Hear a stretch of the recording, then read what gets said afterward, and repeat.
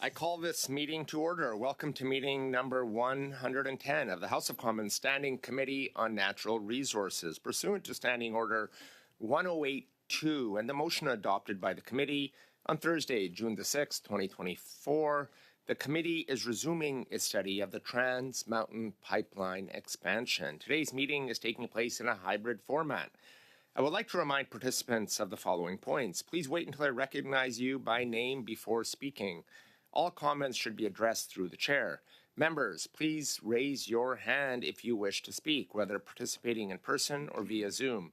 The clerk and I will manage the speaking order as the best we can. Now, I would like to welcome our witnesses with us today. From the International Union of Operating Engineers, Patrick Campbell, Canadian Regional Director. From the Pipeline Contractors Association of Canada, Kevin O'Donnell, Executive Director. And from the Trans Mountain Corporation, Mark Mackey, Chief Executive Officer. And there is a request that by Mr. Mackey will have to leave by 12:30, colleagues, just for your awareness. You'll be given up to 5 minutes for your opening statements, and after that, we will proceed to our rounds of questioning. I do use these cards. Yellow is a 30-second warning, and a red card is time's up. I will try not to cut you off mid-sentence. We'll now begin with our opening statements. For the first 5 minutes, we'll go to Mr. Patrick Campbell for 5 minutes. Go ahead, sir. The floor is yours. Good morning. My name is Patrick Campbell. I'm the Canadian Regional Director of the International Union of Operating Engineers. It's an honor to present here today before the committee. Prior to being the Canadian Regional Director, I was the Canadian Pipeline Director for the IUOE for nearly a decade. The IUOE represents the heavy equipment operators and mechanics who play a critical role in unionized pipeline construction in Canada. Any piece of heavy equipment, large or small, on unionized pipeline projects are operated and maintained by our members across Canada. The Trans Mountain Expansion Project is 980 kilometers in length. This 36-inch pipeline spans from Strathcona County, Alberta, to Burnaby, British Columbia. When you consider the terrain and highly technical nature, this project had no shortage of technical challenges throughout construction. From the rigors of Canadian wilderness to the challenges of urban pipelining, as a project, the complexities were immense. The project had an archaeological component to it of a scale never before seen in Canada. Make no mistake, the successful completion of this project is a Canadian engineering marvel, constructed through the toughest pipeline terrain by Canadians for Canadians.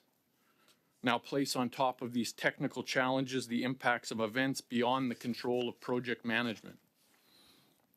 Regulatory delays pushed the construction timeline of the project into the busiest pipeline construction window in Canadian history. This project was forced to compete for contractors, subcontractors, equipment, suppliers, and skilled labor with similar pipeline mega projects. For instance, the Coastal GasLink project, which was 690 kilometers, 48-inch. The natural gas transmission expansion program that was taking place in BC and Alberta at the same time, a 48-inch pipeline, several mainline pipelines in Ontario, not to mention LNG Canada. Now on top of the technical and construction market pressures, add in the impacts of COVID-19 pandemic, which gripped the globe and created never before seen challenges for the project management team to ensure employees could safely continue to build the project. 2021 then saw the atmospheric rivers in BC that caused flooding and mudslides in the region. Washouts exposed the original Line 1, forcing it to shut down for close to a month. This shutdown brought to bear how vital this pipeline infrastructure is to British Columbians. The flooding caused the Coldwater River to reroute, destroying much of the already constructed right-of-way on Spread 5A. This caused a 3-month delay in construction. This accurately sets out those elements of the project that were beyond the control of project management and contributed significantly to the cost escalation of the project. I would like to now focus on an element of the project that was well within the control of the original project proponent, Kinder Morgan Canada, the labor procurement model. Despite the fact that the 4 pipeline unions, together with our Canadian membership and our PLCAC contractors, have constructed over 90% of NEB or CER pipelines in Canada, despite having just completed 100% of the Enbridge Line 3 project ahead of schedule, spanning over 1,000 kilometers, the original project proponent, Kinder Morgan Canada, set out to construct the Trans Mountain Expansion Project with no Canadian PLCAC contractors and no Canadian unionized pipeline construction labor. This approach was in stark contrast to the Enbridge labor procurement model that de-risked the entire Line 3 by building their project 100% union with a project labor agreement. This ensured labor continuity for their entire Line 3 pipeline replacement project. Eventually, out of necessity, the Trans Mountain project proponent engaged our contractors and members in order to complete the project, and PLCAC contractors and our members constructed spreads 1, 4B, 6, and 7A, representing 4 of the 9 construction spreads on the project. The PLCAC 4 trades, now late to the project, developed a PLA to cover the work on these 4 spreads with terms and conditions lesser than those being paid on the CGL and the NGTL expansion projects, creating labor uncertainty. Based on the reduced union rates, with the first union shovel hitting the ground on the project in June of 2020, the reduced union rates contained in the PLA were escalated by 2% in 2021, 2% in 2022. Those rates have been held since May 1st of 2022, with our members not having seen an increase to their compensation package on this project since, despite many members still performing final cleanup to return the pipeline right away to the same condition they found it in. The labor procurement model that was instituted on this project well before the intervention of the federal government was ill-conceived from the outset, and we would argue presented yet another significant costing challenge for the project. However, it was far from the only challenge that this project faced.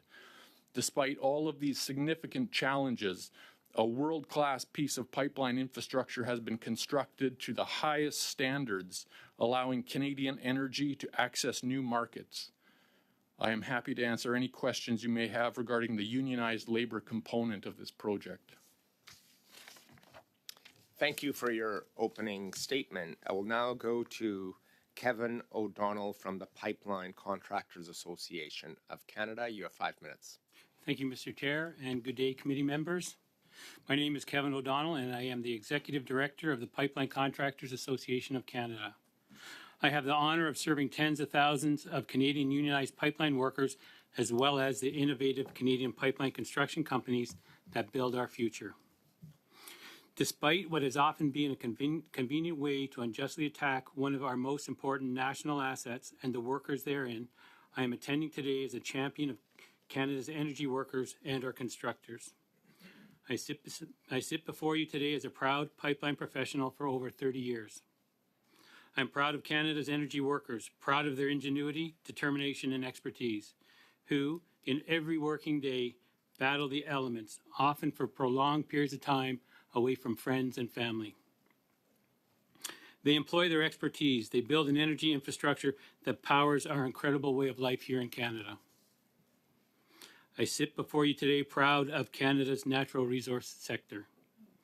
Since the 1950s, Canada's pipeline infrastructure has transported millions of barrels of oil safely, contributing hundreds of millions of dollars annually to Canada's economy and creating tens of thousands of sustainable union jobs. These jobs carry wholesome family, health, and welfare coverage. defined pensions, excellent wages, and high commitments to safety and continuous training. Further, Canada's pipeline industry, and more specifically the members of the PLCAC, have been at the forefront of Indigenous reconciliation for years. We are the front lines. While conferences in large cities do exchange and develop very important thoughts and promises, and I attend them regularly, we delivered. In fact, in the last 7 years, our member contractors alone have collectively invested over $3.3 billion directly into Indigenous businesses and communities. This includes direct hire and training, joint ventures, supply chain purchases, community projects, as well as charitable initiatives. The overlay of this is that we have delivered sustainable methods for generational wealth, shared ownership of pipeline-related businesses, and shared stewardship of protecting our environment. Committee members, I believe it is obvious the world needs energy, and that's a fact. And that's a fact that isn't going to change anytime soon. I believe that Canada, the jurisdiction with the highest safety and environmental standards, with shared partnership with Indigenous communities, with the best human rights and workplace safety regimes, should regain its role as a worldwide energy superpower. Let's be sure the world is waiting for us. We are leaders. We are a cold weather nation that has flourished with ingenuity, generations of hard work, and a balanced approach to natural resource utilization. Now is the time to follow through on that responsibility. However, as a result of Canada's inability to get projects approved in an efficient manner, creating the unpredictability of Canada's marketplace, the world is forced to buy energy from other nations with substandard environmental and social responsibility performance. That can and should change. We have a duty to get our safe and abundant product to market, and bar none, the safest way is to do that with Canadian-made pipelines. Honourable members, I do not believe we should have ended up here today, but I do believe that now this is part of a necessary process. Trans Mountain Pipeline should never have landed in a position of government intervention, but we are here to ensure that the conditions are course corrected and we regain our efficiency. The Trans Mountain Pipeline has far surpassed the original cost estimates. I'm sure there's been significant testimony and research exchange, and I hope this will serve us all well in the future. I offer my personal summary of the key causes. Let me call them the 4 C's. COVID. We all know what a dramatic effect it had on world markets and specifically energy markets and the ability to get projects completed. Commodity pricing and inflation. Inflation spurred on by the Russian invasion of the Ukraine. Coastal gas, the 3rd C. Again, lots of documentation of the constraint on supply of labor and resources. But I think the most important factor was the cadence of pipeline building. Traditional pipelines are built in a continuous linear fashion where we can exploit our decades of expertise and create efficiencies. That simply was not the reality for the TMEP construction. Given the permit delays and ever-changing regulations and policies, as well as the burdens of reactionary requirements, all led to unprecedented production inefficiencies. All of these and others were the result of bad timing. In hindsight, most, if not all of these, would not have occurred if the construction phase had permitting process that worked properly. As a result of these hearings and learnings, we should now recreate the conditions for the private sector to unleash the innovation and ingenuity of Canadian pipeline workers. I would submit the primary factor is policy efficiency and certainty. And I look forward to your questions as we strive to ensure that our association and our craft workers help ensure our industry does not find itself in this situation in the future. Thank you for your time. Thank you for your opening statement. We'll now go to Mark Mackey from the Trans Mountain Corporation. The floor is yours. Please go ahead. Thank you, Mr. Chairman, and committee members for the invitation to speak today about our Trans Mountain expansion project. Today I represent the employees and contractors of Trans Mountain, and as well the 35,000 Canadians that worked on the project over the last decade. The original Trans Mountain pipeline, Line 1, along with the expansion project, comprise one of the most important nation-building pieces of infrastructure in Canada. The pipeline was built to conform with the high standards of Canada. While appropriate, those standards at times are difficult. When the Trans Mountain project was first proposed, there were three fundamental things we were trying to accomplish. First was to provide greater pipeline capacity out of the producing region in Western Canada. Second was to provide enhanced access to markets for Canadian production. The third thing was to increase the price realized by Canadians for their crude oil. Let me move to performance of the system since the expansion began operation in May. Since we began operation in May, the 5 months since, the pipeline has performed very well. We're very happy with it, and it is meeting the three objectives I just talked about. The system's nominal capacity has increased from 300,000 barrels a day to 890,000 barrels a day. The system is performing very consistently. We expect volumes to increase here in the fourth quarter, and more importantly, over the next couple of years in stages, the system will be full, we think, by 2028. So far, the markets that are being accessed by Canadian oil are as follows: West Coast of the United States, Korea, India, Japan, and China. As a reminder, Trans Mountain is the only sovereign pipeline route to the Pacific Rim and the markets that are attached to it.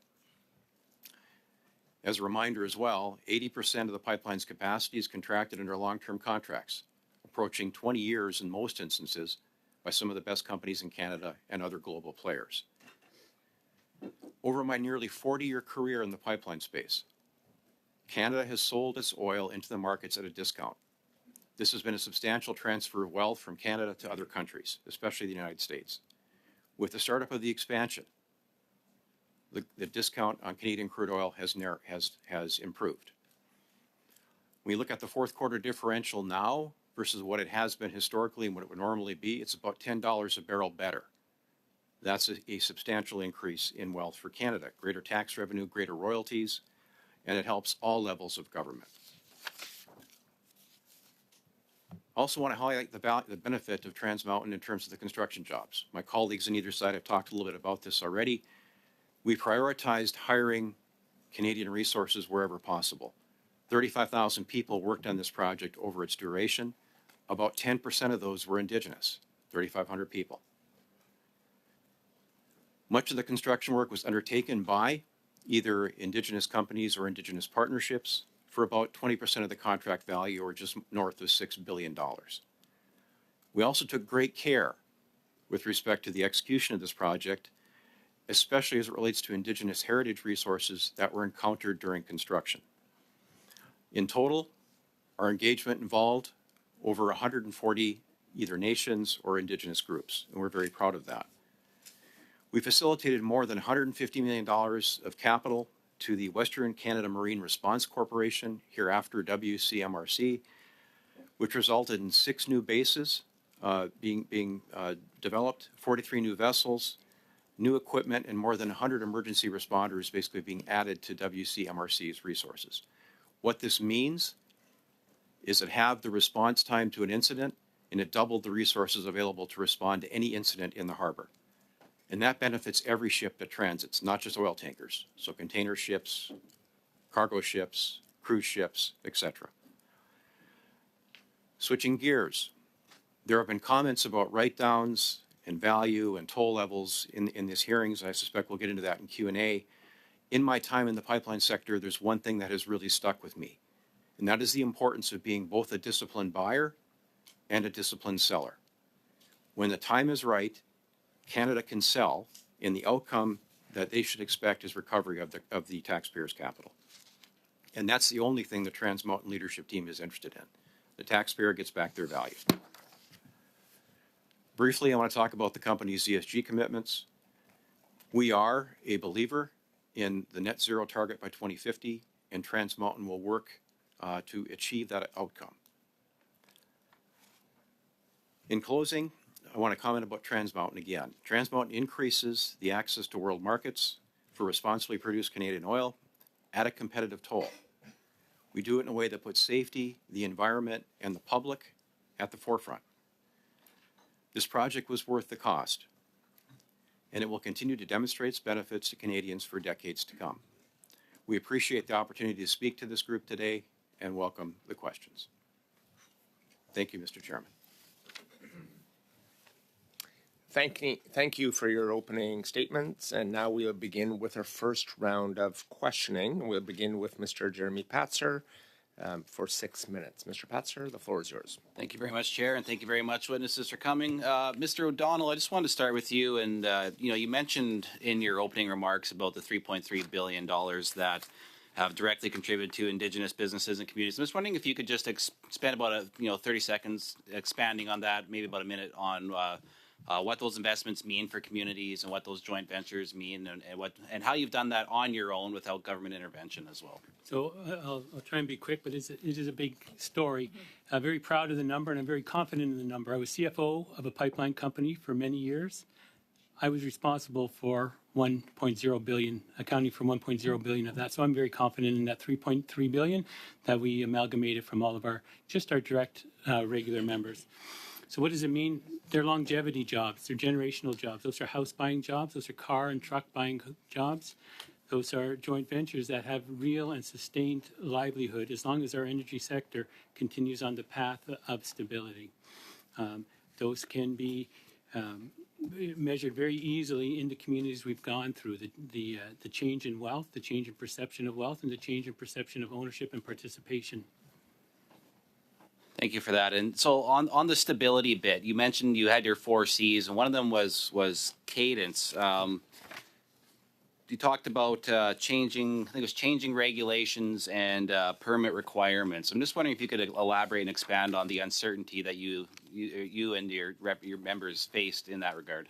So one quick example would be, let's say ground disturbance. Ground disturbance plans would be traditionally submitted on a weekly basis. On the Trans Mountain, it was changed to be on a daily basis. So not only the fact that you had to take time with your crews and take time with your supervision to develop and build, but it also led to greater administration and time consumption of resources.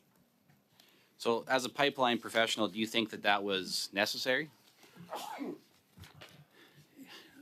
I would have to say that we've been building pipelines for 70 years in Canada, and I think we've done it very well. I think there was a little bit of overburden or overkill. Yeah. And I think when you look at the fact that the first pipeline was built in 1951, it was built well and it's been operating well ever since and safely without issue. So, just wondering if you could talk, a little bit more about some of the regulatory uncertainty that you faced in over time in this project here. Just wondering if you could point to any specifics in general that were changed. I know you mentioned the ground disturbance one, but wondering if you could just talk about any other regulatory uncertainties that you faced along the way. Well, I think it was the acquisition of permits and permitting. We have 1,000 plus kilometers that you have to traverse, and normally that's all ceded to you before you start construction. But the way this one was handled, there was gaps, 20-kilometer gaps, 15-kilometer gaps, where you just couldn't gain efficiency. So those permits were not acquired on a timely basis. I think everyone knows that one. Yeah. And then you also talked about how the construction of it, normally it's you build it as you go. The building process was different. I'm just wondering if you can talk about what that meant for trying to get things completed in a timely fashion, having to build it in an irregular manner. Well, let's be honest. When you're building pipelines through the flatlands, it's straight A to C with some zigzag in the middle, and you're going to come up against anomalies for sure. But in this one, there was just there was very little opportunity to build continuity, and again, that comes from lack of permit planning, lack of access to construct. And, frankly, there was ever increasing, all the way through the project to the end, ever increasing demand for greater safety, greater enviro concerns, and all of those were learnings. There were learnings along the way, and I'm sure that there was benefits to it, but there certainly was a large cost to it as well. Yeah, so that cost bit right there, we look at the cost overruns that this project had. The private sector could have and would have built this project. Just wondering if you could talk a little bit about the expertise that does exist in the private sector and how they could have built this project without the government having to get involved. Big question. Good question. Thank you. look at Canadian pipeliners, constructors, workers, craft union, they're experts in what they do, and they get better every year. I'm certain in my 35 plus years of pipelining, we didn't become poor pipeliners the day this was awarded. We should have been getting better at pipelining. And unfortunately, given the circumstances as outlined, we didn't get a chance to exploit that. Yeah, that's really, really unfortunate. Yeah, I don't know. Do you have anything you want to add? Yeah, about the Canadian labor force there, where the workers were all Canadian, I assume, correct? I'd say the majority were. We definitely know that there was several international corporations that came in and brought management and supervision. The craft workers, I would say the vast majority had to be Canadians. Certain expertise had to be imported for steep slope, which was always the plan. Steep slope, which is not something we do regularly in Canada, but the current or recent expertise was brought in for that for sure. Thank you. Thank you. We'll now go to our next 6-minute round, and we'll go to Mr. Schiffke. The floor is yours, sir. Thank you very much, Chair, and I want to extend a warm welcome to our witnesses for being here as well. I'll start my line of questioning with you, Mr. Mackey, and it's with regards to the cost overruns. Obviously, it's a question a lot of Canadians have, including many in my community of Vaudreuil-Soulanges. You mentioned it a little bit in your opening remarks, but can you expand perhaps on how extreme weather events, the flooding that took place, for example, COVID, how do those contribute? And is there or was there a calculation already done about how much that actually contributed to the cost overruns? Sure. In very broad strokes, Member Schiffke and committee, the exogenous, what we call exogenous factors, which are things like COVID, the atmospheric river, and other events effectively external, really resulted in about $9 billion of cost, big picture on the overall project, just to give you a sense. So about a third of the overrun is really attributable to those types of factors. Broadly, I would say a couple other things, though, with respect to cost, and this is really from a reflection on a long career in this space.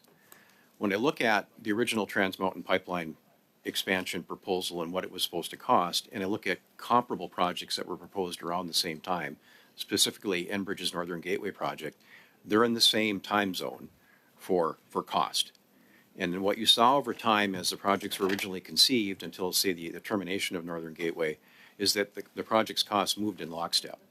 And if you look at other projects across time, we see a substantial increase in costs, whether it was the Alberta Clipper project, which is a Canadian-U.S. project by Enbridge, and then the Line 3 replacement, which followed about 10 years later, there was a substantial increase in cost.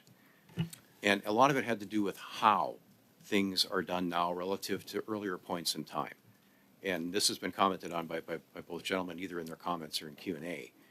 And so that is a reality of part of the reason why the costs have increased over time.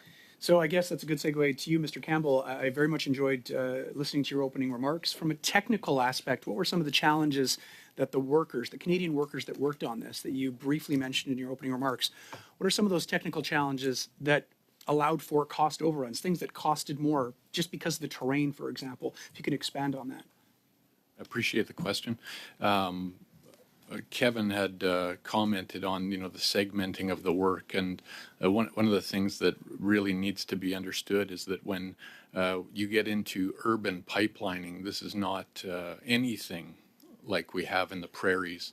When we constructed the Line 3 project, we had opportunities because of our skilled members and our knowledgeable contractors.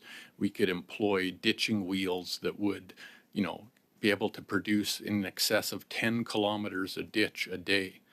Urban pipelining is a very different animal.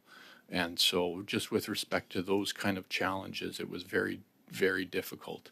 And when you segment projects, that what the real costs there are then, or significant costs associated with segmenting projects like that, is that the equipment and material and personnel then need to be moved about the right-of-way to access and construct those areas that then have permits.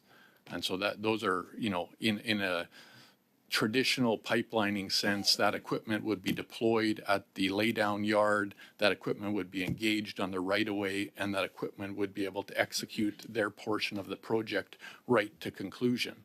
When you're dealing with urban pipelining or when you're dealing with breaks in what would be defined as a traditional spread, all of that equipment, all of those personnel, all of the material required for that next segment have to be transported by our brothers from the Teamsters to that next laydown area. So would it be fair to say, I mean, this was a unique and very challenging build? Incredible, incredible. When you look at Line 3, they had budgeted that project at $8 billion, Line 3. And that's the project where I've explained to you, you can get as many as 10 kilometers through the prairies using a ditching wheel in a day. And so I would argue that the initial cost estimates of this project from Kinder Morgan Canada, from our perspective, would not be based in reality. Thank you, Mr. Campbell. Back to you, Mr. Mackey. I'm glad to hear you reference the environmental protections that were put in place. I had the opportunity to actually see some of those in the vessels that were put in place when I was in Nanaimo just about a month and a half ago.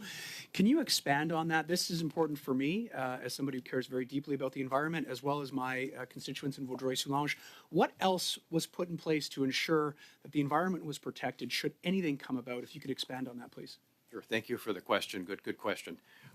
First and foremost, on the marine side, the WCMRC reinforcing was a big part of the effort. So more response vessels, more equipment on hand, more personnel to respond to a spill. All of those are critical components. Now let's go back to the pipeline itself and the facilities. One of the things that we have a very comprehensive leak detection system on the pipeline. One of the neat things that we are installing is it's a high technology fiber optic cable along virtually the entire pipeline system. And what that allows us to detect once it's fully operational is it will hear or sense either activity on the right of way or if there's a small leak or some other disruption on the system. One of the great things that the great dangers to a pipeline is third-party damage. And so the ability to be able to have a system that senses activity on the right-of-way is an incredible addition to the full suite of leak detection and environmental protection mechanisms on the system. Thank you very much. Thank you, Chair. Thank you. We'll now go to Monsieur Simard for 6 minutes. The floor is yours, sir. Merci, Georges. Juste avant de débuter. Thank you very much, George. Just before I take my time, I want to make sure that the witnesses have access to the interpretation. Can you hear the interpreter clearly? Yes, thumbs up, please.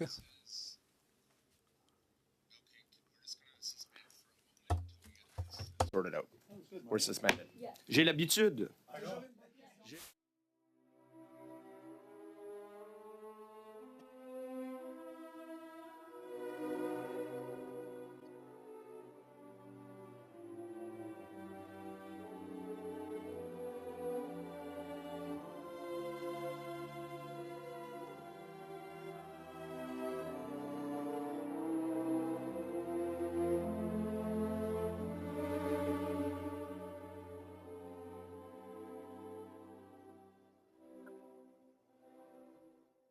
Line at this point. Do you have the right channels? Okay, go ahead, Mr. Simard. Thank you very much, Chair. I'm glad I could be heard. I have a question for you, Mr. Mackey. When we take a look at the regulations covering your corporation, you are in fact accountable to government for any budget overruns. The decision-making process, whichever it is that you use, you have to report. I remember in 2022, the Minister of Finance indicated, well, she said, and I'm paraphrasing, I'd like to assure Canadians that there will be no supplementary financing for TAMX. And this was said in 2022. Once you have gone from 12 point some to 24 billion in budget. Could you explain to us how this project was financed? Now, initially, we're talking about $4 billion here.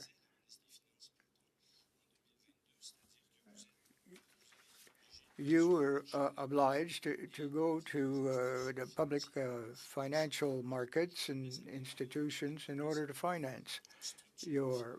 What does your financial structure resemble?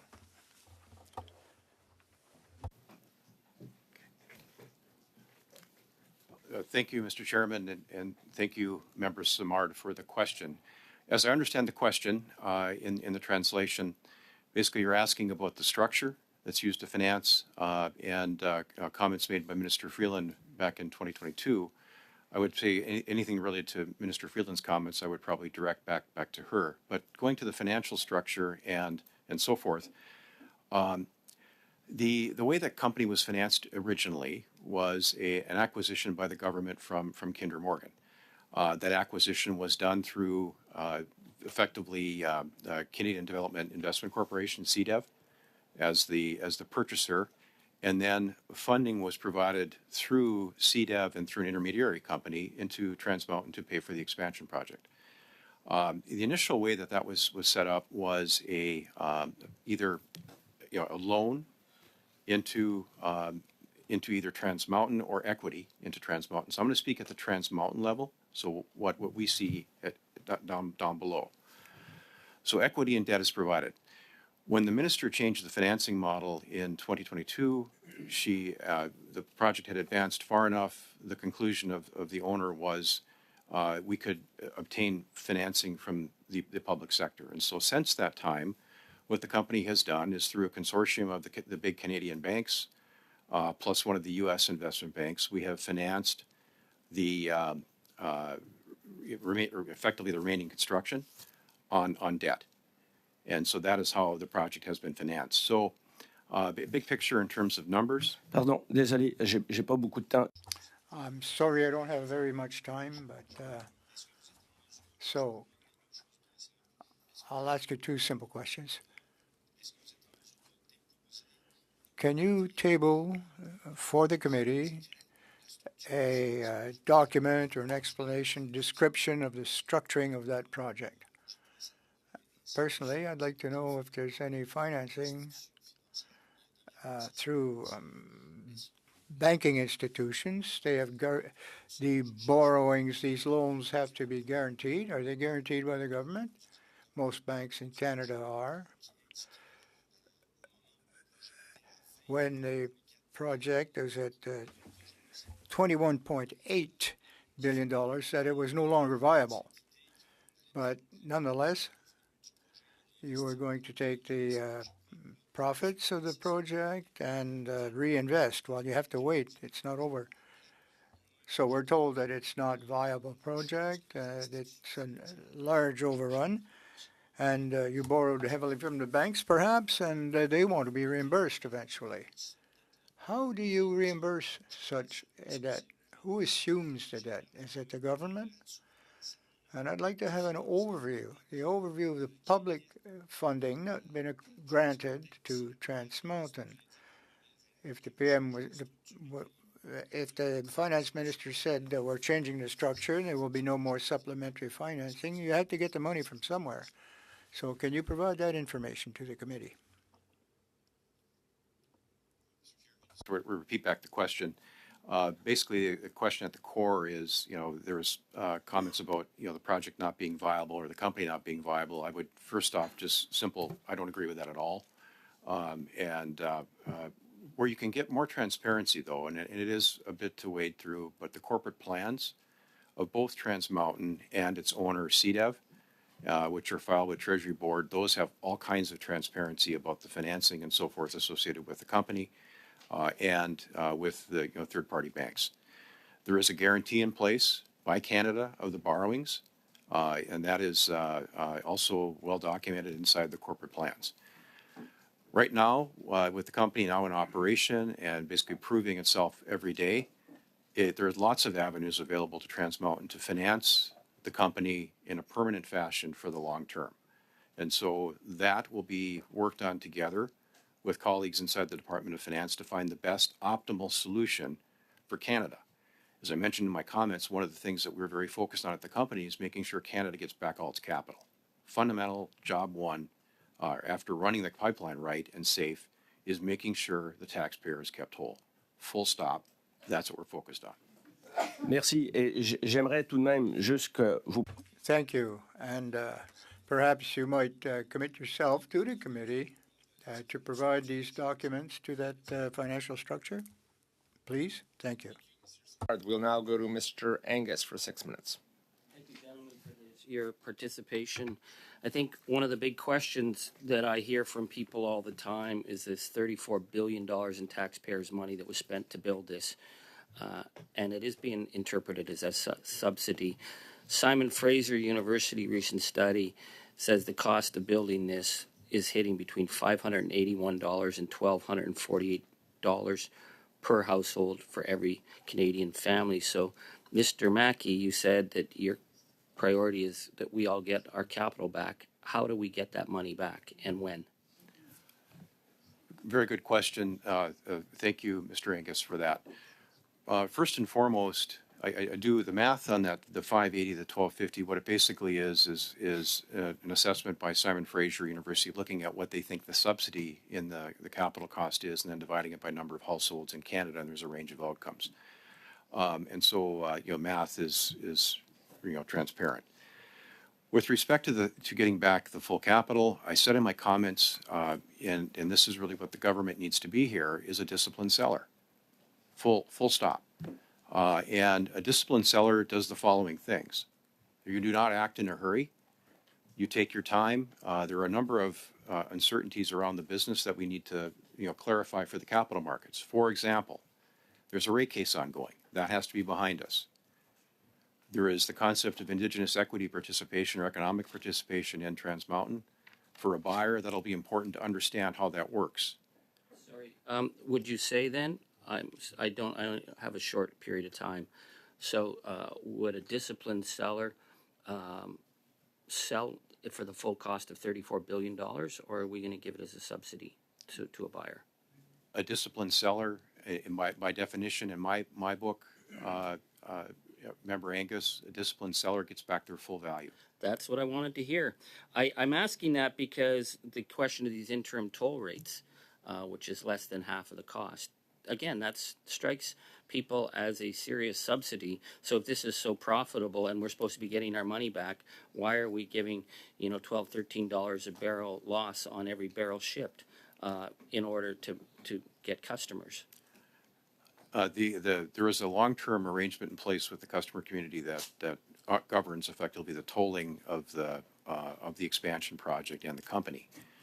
With respect to the concept of $12 or $13 too low on toll, like a lot of things, there's lots of assumptions that go into that.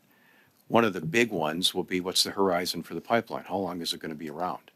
So we're going to subsidize it then for 30 years? Like, it just doesn't make sense to me. And okay, I'm not a businessman, but I set up a business to make my money back, and I'm going to subsidize the people who use it by 50%, and I'm going to tell the people that I loaned the money from that I'm going to pay them back. Somehow that doesn't add. That just doesn't add up. So just switching gears here because I don't have a lot of time. What's the relationship between the TMX Corporation and TMP Financial? Again, in the corporate plans of the company and of CDEV, you'll see the structure, but TMP Financial basically it's a funding corporation into TMP and into Trans Mountain Corp. So it was a provider of debt and equity funds for original acquisition and for construction up until the time that the company began to borrow from external banks to pay for the project. So it's, when I'm looking at it, again, I'm not a businessman. I played in a punk rock band.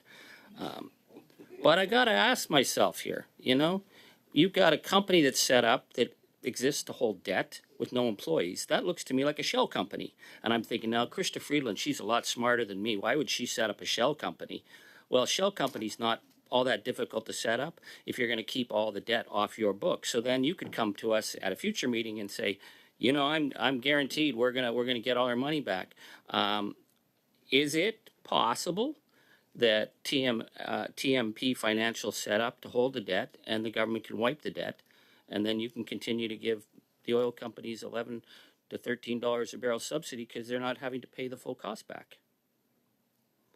It's an interesting question, but I can't comment on what, you know. You can't comment? You don't know? Like, is this too hypothetical? I mean, like, this is Well, a financial business case, right? Like, there's a business case that I got to go back to voters and say, listen, we made all this, put this money in, and you're getting it back, but it's all the debt's being held in a shell company. Sure. It doesn't matter whether it's the financing company or an intermediary company. That's not an uncommon structure in any corporate setting.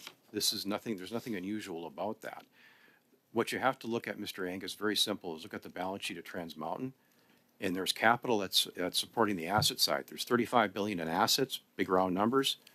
You got to get $35 billion of value for the company. That's what you have to look at. Yeah, just Very my simple. final time. Yeah, and I agree, and that's why I'm really stuck with why you would be giving such a haircut on the toll rates, because that's how you make your money back. But again, I'm not in the business, but I'm looking at the Tsao Wathans First Nations report, where they said that since it wasn't recoverable in tolls, there's no way that the CER or the National Energy Board should have approved this. They wouldn't have approved it from a private shipper if they couldn't say they were going to get their money back. How is it that you can go and get these approvals if you actually don't have a financial plan that says the money's actually being made back now that you're operating? The toll design that the company has employed, it was designed to provide a very reasonable rate of return under all kinds of different circumstances, including the one that we find ourselves in. Over the life cycle of the project, the return that we expect to get in the project would be reasonable in any regulated context. So that is how we assess and see this project. So $13 a barrel subsidy. Thank you. Thank you. We'll now proceed to our next round of questioning, which is the first speaker is 5 minutes, and it's Mr. Falk. Mr. Falk, the floor is yours. Thank you, Mr. Chair, and thank you to all of our witnesses for your appearance here today and your testimony. Mr. Mackey, I would like to begin with you. The project initially was purchased for 4.5, construction costs 5.3 roughly, to just under 10 billion. It quickly escalated to 12 billion. Next report was 20 billion, and then 30 billion, now 34 billion. Can you confirm to this committee that that's the end cost of this project? The current, when we talk about the project cost, Member Falk, in any context, we're always speaking about what we expect or forecast at completion. And so the project cost forecast at completion is somewhere between 34 and 34.5 billion. That should be the final cost. Based on what you know today, someplace in that range. And I think our current kind of working number is about 34.2. Okay, so the initial purchase and consideration for the project would have included somebody doing their due diligence on construction costs and fixed firm price contracts. Was that the case? No, that predates my time, but I can say with a high degree of certainty, Member Falk, that there was in fact a very thorough due diligence process by the government when it bought the system. And as I mentioned in an earlier Q&A with Member Schiffke, if you go back in time and look at costs of comparable projects at the time, they would have seen other projects of similar scale and scope that would have been costed at the same amount. The world changed. I understand that, Mr. Mackey, but on a $12 billion project, you would have had some fixed firm pricing, fixed contracts. How do you then move from 12 to 20 to 30 to 34 if you've got fixed contracts with vendors, with suppliers, with contractors? How in the world does that change? I come from a contracting background. Yes, and so I would say, Mr. Member Falk, on the some elements of the contracts would have been fixed, primarily materials that they would have bought early in the project. With respect to the rest of the work, it was largely time and material. And it was driven by the amount of work that would have been encountered. One of the big changes that would have been an element of this, and has been commented by both gentlemen, is the use of effectively poor boy construction techniques. What that means in pipeline parlance is basically we don't get the economies of scale from continuous cross-country pipelining like you might see in eastern Alberta or Saskatchewan or Manitoba.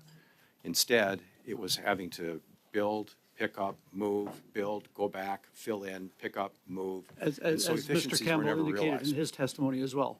But you would have had fixed pricing for different segments of the project. You committed to $12 billion without fixed pricing?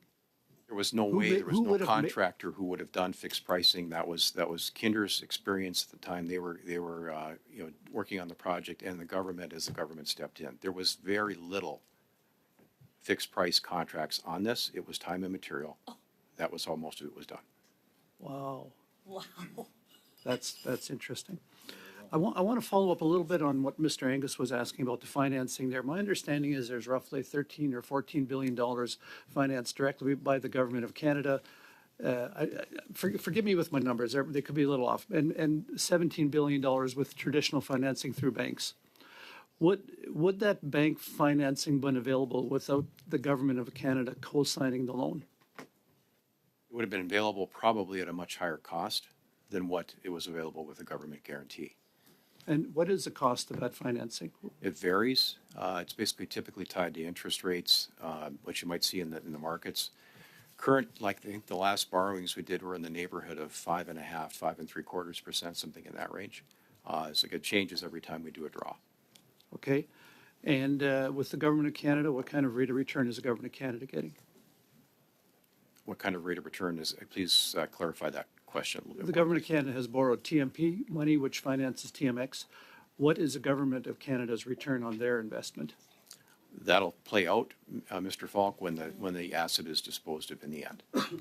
Okay. And so you said you are quite certain that the project will be able to return the $34 billion to the taxpayer at some point.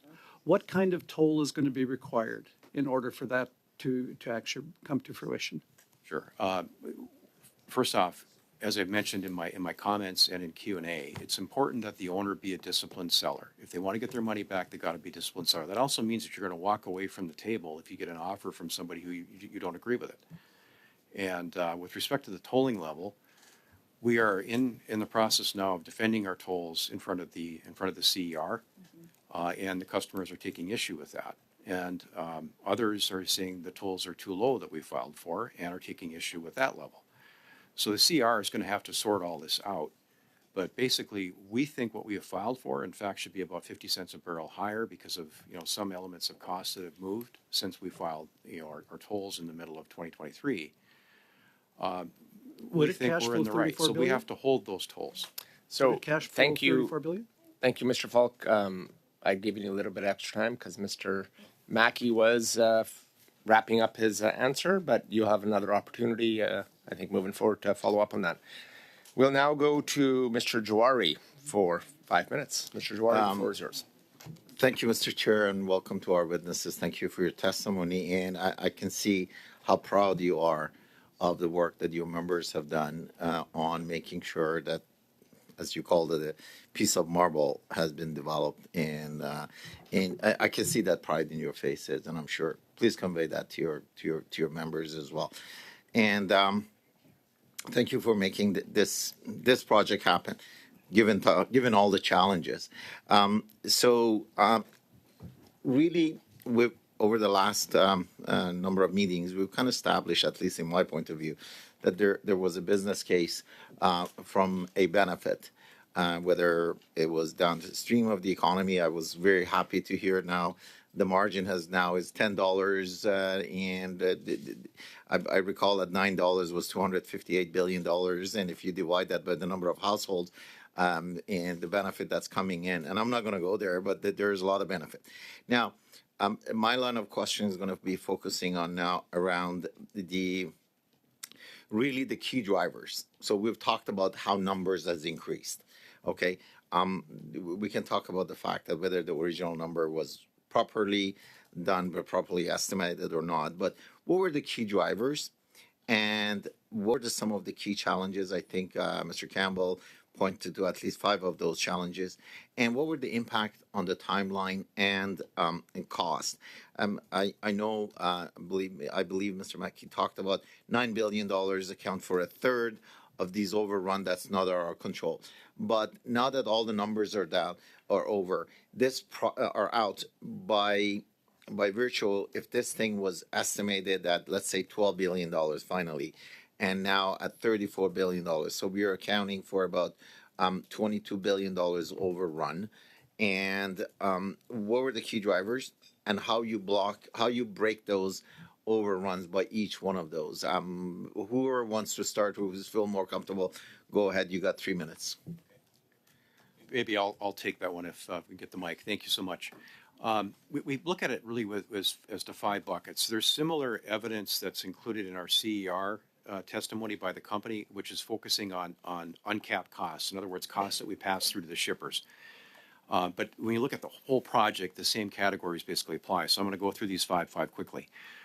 Evolving and additional compliance requirements is one bucket. That's about $5 billion, or about 19% of the increase. And I'm going against the $7.5 billion estimate when the project was approved to go ahead. Information maturity, about $7.2 billion, about 27%. I'll come back to what some of these things are in just a second. Indigenous accommodations, $2.3 billion, 8%. Stakeholder engagement and compensation, $3.5 billion, or about 13%. And the aforementioned exogenous factors, $8.9 billion, 33%. So those are your kind of 5 big buckets in our way of thinking. How much that total? I'm good at math, but 27 billion. Sorry? 27 billion. 27 Basically billion. taking you Okay. big round numbers from 7 to 34. Okay. Just for sake of conversation. With respect to the different categories, we talked about exogenous factors, COVID, fire, floods, things that are outside the company's control. I want to go back to Indigenous accommodations for a minute because it's relatively minor, but it's very important. 2 good examples of this were the rerouting of the pipeline in the Coldwater Nation. Basically, we moved the pipeline route away from the community, which is what they wanted, and we're all for that. The other very probably sizable one is south of Kamloops in BC. There's an area called Pipsel Lake or Jacko Lake, and there we built, the best analogy I can think of is 5 missile silos in the ground, and we connected it with a subway.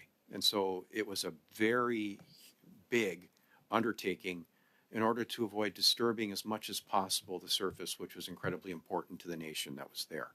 So that's a big component of that 2.3 billion, those 2 things. But there also were the archaeology programs and other things, which again were incredibly important, to the proper execution of this project. Information maturity, I touched on, that was 7.2 billion, and that was touched. Information maturity, I only go about 30 seconds. Yes, really, I would say the data that was there available in terms of the construction plan. Urban pipelining is an incredible challenge. Instead of being able to do 10 kilometers in a day, you're basically doing, if you're lucky, 100 meters. But you didn't know what you were going to encounter. You knew it was going to be hard, but you had no idea how hard until you actually got in and started digging, and you realized that I can move a few meters a day. And because you're having to cross, all kinds of utilities and services and so forth, an incredible challenge. I'm out of time, but Mr. Chair, can I ask Mr. McKee to submit those numbers, because this is the very first time I'm getting the breakdown of the $27 billion, and how is it paired with that? I would appreciate if you could make that formal submission. I think those were very valuable for us. Thank you, Mr. Chair. Thank you, Mr. Johari. Now, and I will remind all of our witnesses that you can provide a submission if you did miss anything directly to the clerk. We'll go to our next. On that point, could I also ask Mr. Mack if he would provide committee with a breakdown of the original budget and the completed cost, not line by line with minutia detail, but subcategories. So thank you, Mr. Falk. That's not a point of order, but I think Mr. Mackey did hear what you stated, and he will be able to provide the ability to provide some information to the committee at a later date.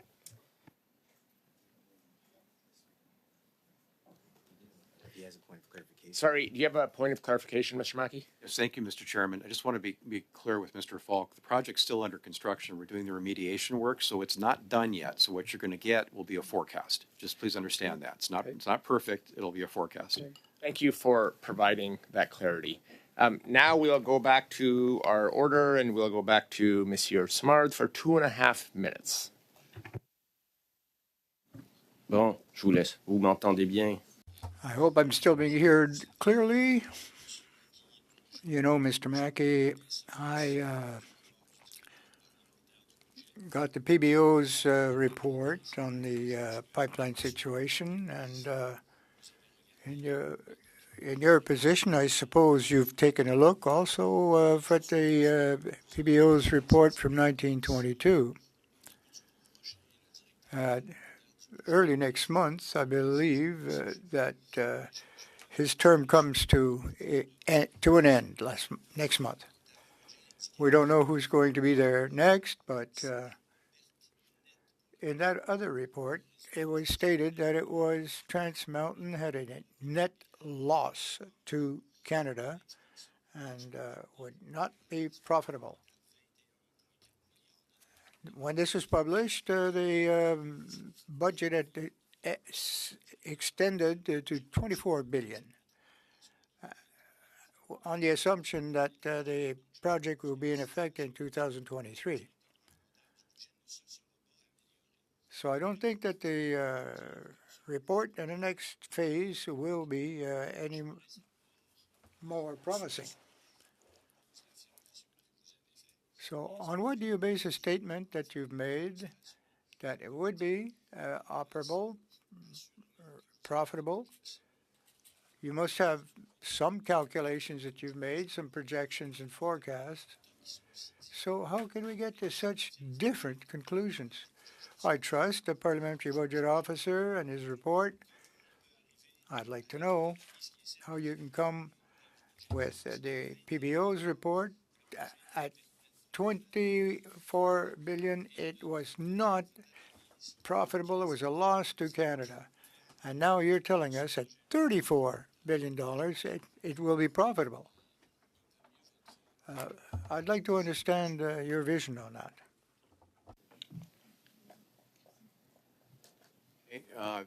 As I understand the question, Mr. Chairman, the question really centers around the PBO report from 2022 and an update that is forthcoming from the PBO on the Trans Mountain Expansion Project and what they saw as value.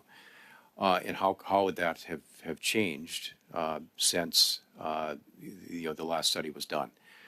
A few comments I'd like to make. First off, the project is done. When the 2022, and Mr. Giroux commented on this in his testimony, there were a number of things he would have to update. Discount rate would be one because the project's done. Risk is lower. So the project's in service. The tolling is higher as a result of increases in costs in the uncapped areas of the project. So toll goes up.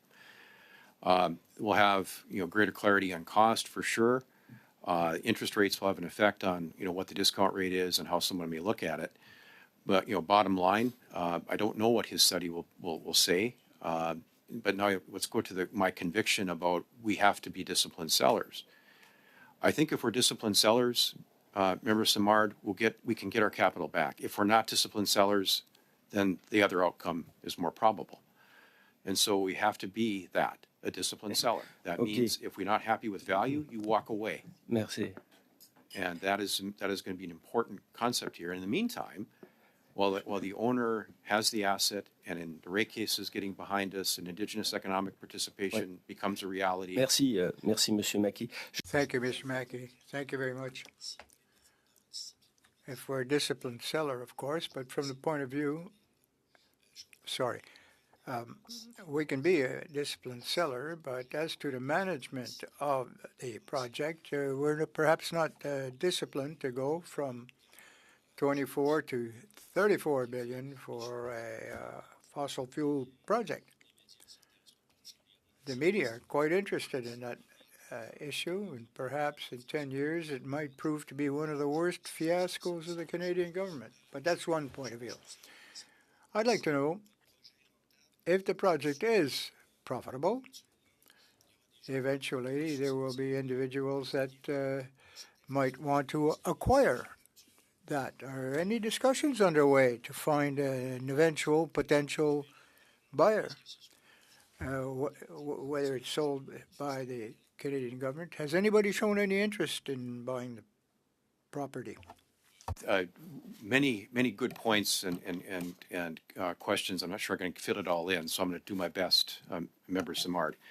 Will there be interest in this pipeline by others when it comes time to sell it? I absolutely believe so. Why? It is a strategic route for Canada. So there are big infrastructure operators in the country that should be very interested. Some have said they're interested, but they are also, they comment they would like some uncertainties behind us. And that goes to my point about being a disciplined seller.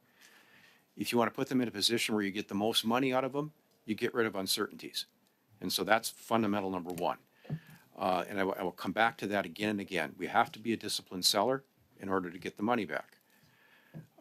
With respect to how the media views this as maybe one of the worst fiascos, I would wholeheartedly 100% disagree. This is an important nation-building project. It has improved the pricing for Canadian oil. That's a benefit to the whole country, and it is a big economic positive for Canada. And so I think the merits of the project are the same as they always were. I would wish it hadn't cost this much, but that has not to do, you made a comment about management discipline. The unfortunate reality now is when I look at other projects that are proposed for construction in Western Canada, they cost about the same per kilometer as what this one did. That's not a good sign. Something is not right. We need to find a way to do big infrastructure projects more efficiently than what we are, because it's going to have an effect on everything, whether it's an oil pipeline, a gas pipeline, an ammonia pipeline for hydrogen, or electric transmission, which will be critical for the turnover of the economy to a more electrified version. Thank you, Mr. Mackey. We're just over time, and hopefully you can finish that off in the next round of questioning. I'm going to go to Mr. Angus for 2.5 minutes. Go ahead, Mr. Angus. Thank you. I'm going to just get a clarification, Mr. Mackey, and then I'm going to move to Mr. Campbell. We had heard that the shippers think that they're paying too much with the discount that they're getting. You confirmed that? Shippers are challenging the level of the toll, yes. And you thought 50 cent, did you say 50 cent per barrel up? Up. Okay. So when we're paying, like they're getting a $13 break, 50 cents is going to make a difference. We're going to have to run that pipeline for a couple hundred years to get our money back, won't we? No, sir. No? No. Okay. Okay. Not a lot of people wouldn't believe you, but I'm this Monday, so I'm feeling really good. Okay. Mr. Campbell, I want to just ask you, we've been told about net benefit to this country, and yet when this project was set up, they were going to use non-union labor 100%, and they didn't start to bring in trained union labor until they really needed you. How is it that we can be talking about using public money to improve whether it's energy, clean energy, that we're not making commitments for good union jobs, for good wages, because otherwise workers and their families are also paying the subsidy of this project.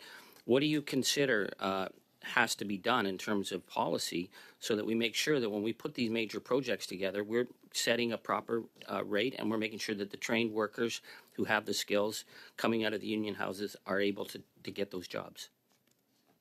As I set out in my presentation, the unionized labor and the unionized contractors were not engaged in this project until the government got involved. So it's important there to keep that in mind. The second piece to keep in mind is we need to look at Energy East as a national pipeline project. TC Energy invested billions of dollars into that project with absolutely nothing to show for it. And we cannot lose sight of the fact that today we have this piece of pipeline infrastructure that is completed to the highest standards anywhere in the world, that is now able to get our resources to market. So we can discuss the cost overruns as much as you want. We could have easily been here discussing cost overruns on a project that wasn't completed. But this project now is in service. And I think it's imperative for this committee not to lose sight of that fact. Construction costs are high in Canada, but they're high because we pay pensions, defined benefit pensions to our members. We pay health and welfare plans to our members. We pay excellent wages to our members. Construction costs are high in Canada because there's an expectation that when people go to work in Canada, they get wages that are reflective of the services they bring to the situation. Thank you. We'll now go to Mr. Dreeshen for 5 minutes. Well, thank you very much, Mr. Chair, and this has certainly been an interesting conversation this morning by actors that understand what is taking place in the pipeline industry, and I'm certainly pleased to hear that. One of the key things we're talking about is net benefits. We often hear the political action, the discussion from that regard, and of course, you just mentioned Energy East, the significance that could have had, but it was blocked politically. We have seen the same type of thing when taking energy across the border into the U.S. So we know how much that has affected our opportunities. And finally, we get a pipeline that allows us to move a product that means so much to Canadians and to allow us to start to realize the benefits from this, and not only realize the benefits, but also recognizing that we are taking the safest and cleanest product and moving it to market, which allows us to replace the type of energy that otherwise the world is going to get from different actors. So I applaud the efforts, and I appreciate the fact that we're talking today about the difference between the urban pipeline process and the hopscotching that you have to do in order to get this project done. Because I think a lot of folks look at it and say, well, there was a right-of-way, there before, and maybe it had to be wider, maybe different things had to happen. So how did things change so much when you went from the traditional pipeline that was built decades ago versus this particular one? So I think that's part of the question, and I certainly we didn't have the same type of urban footprint at that time as we do now. My question is, what lessons have we learned for the future for that type of project? Because I think that was one of the other concerns. And I was also concerned when you talk about other infrastructure projects, it is as though we've set the mold, and that mold is extremely costly. So I'm looking for some thoughts, and hopefully people such as yourselves can come up with plans for the future so that we can get some a little bit more responsibility. So perhaps, Mr. Mackey, if you could kind of speak to some of those comments. Sure, very, very briefly, good question and great observations. With respect to lessons learned, there are many on the project, but one of the things that we have committed to with the regulator, with the CER, is actually to do a process like that, to have a sit down and go, okay, what did we learn? What would we do different? So that is a takeaway the company has with CER. And that is intended for the very, very near future. Now, I think there are definitely lots of learnings with respect to engagement with the communities, Indigenous, and so forth along the right-of-way. The absolute importance of Indigenous being a part of any major infrastructure project early and often and throughout is another key learning. Going back to your permitting and so forth, recognizing there are things that are going to come up that you don't know about. They're going to bite you. The COVIDs, the fires, the floods, and so forth, and how you respond to that. And the importance of having high quality labor. Again, to the folks on either side of me, they did that. They provided that to the company. High quality, but that's one of the challenges the country faces now. Is there was a shortage of labor, and throughout the project, we had a lot of people that the project execution leader referred to as green hands, people who were new to the business. And so there was an efficiency loss as a result of that. Now, a lot of smart people, they learned a lot, and that'll be skills that'll be useful elsewhere, but they learned on the job at Trans Mountain. And so I think there's a lot to be taken from this, and certainly finding a way to do the regulatory process and being sure about the conditions under which you can execute will be one of the ones I would expect we focus on at the CER. Thank you. And of course, when we're speaking about labor, a lot of those green hands have now learned something. And so therefore, maybe when we're looking to the future, that we've got a skilled workforce that is able to take on, whether it be pipeline construction or other types. So there's a lot of learning on the job that had to take place. And I know that a lot of folks that I know were involved in the project. Some had vast experience, and others were saying, well, this is an opportunity for me to learn. Hopefully, I'll be able to continue to do these sorts of things in the future and make that part of what they've done. I have a question that I'm not likely going to get in, so I appreciate that. Thank you very much. Thank you, Mr. Dreeshen. I saw it. We'll now go to Mr. Bruson for 5 minutes. Go ahead, Mr. Bruson. Thank you, Mr. Chair, and I'd like to thank all of the witnesses here.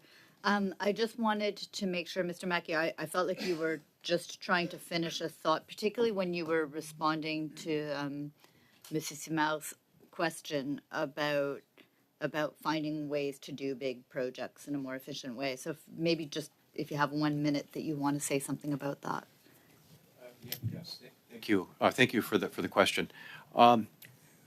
Really, a few points to make here. One is, the importance. Canada did step in on a project that otherwise probably would not have gone forward. I think that's important to recognize, and so there's great benefits to the country as a result of that. Would it, again, private sector would have been good if they were there. They were not, unfortunately, at the time. And so Canada did something that was really important. So I want to comment on that. With respect to other, major projects and execution of major projects, whatever it is, power lines, ammonia pipelines, hydrogen transport, all of that is going to need. We have to find a way to get big infrastructure done in this country more efficiently. Otherwise, we're not going to be competitive. You can look at the recent IEA study, and in there's lots of commentary, which is reasons to be optimistic about the future, and there's a whole bunch of reasons to be pessimistic about the future.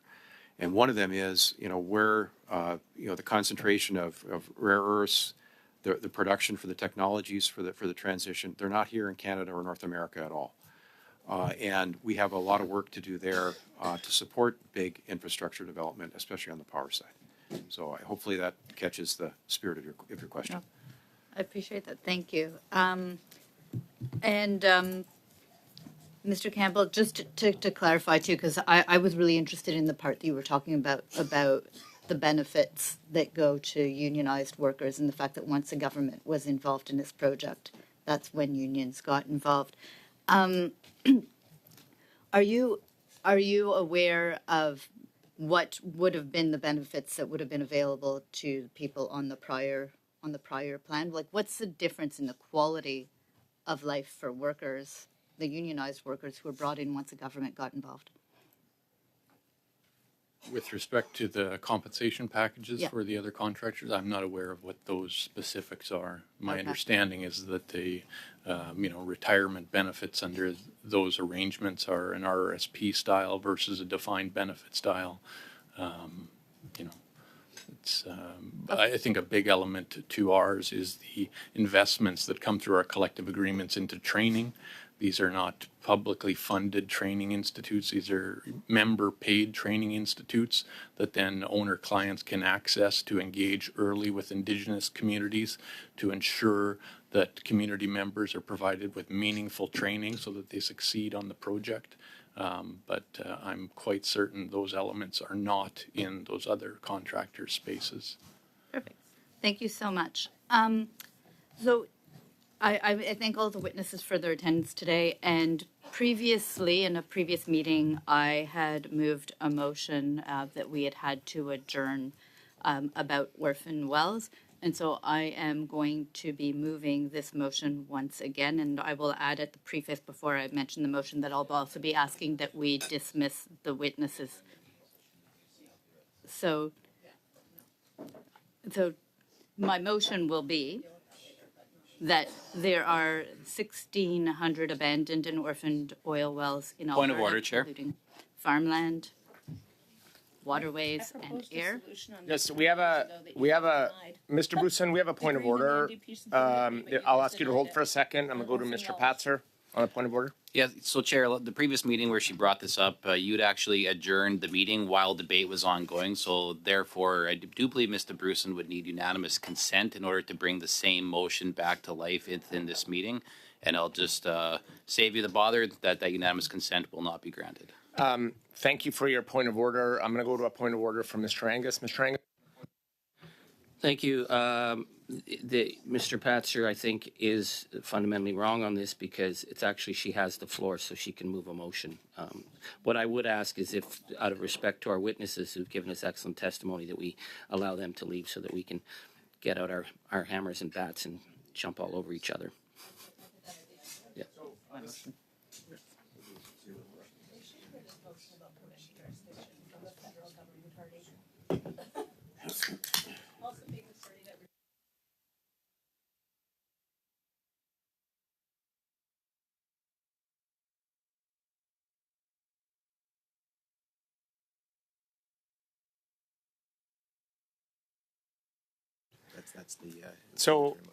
Thank you, Mr. Patzer. Unanimous consent is not required as the member does have the floor. If the member is moving to resume debate on the motion, I just want clarification, then we can proceed with that.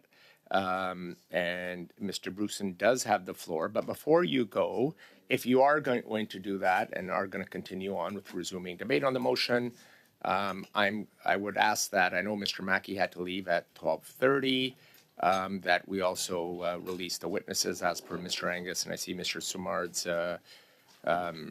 as well as supporting that. So I think that's where we're going to be headed. So I just want to take a moment. Yes, a point of clarification, Mr. Mackey, go ahead.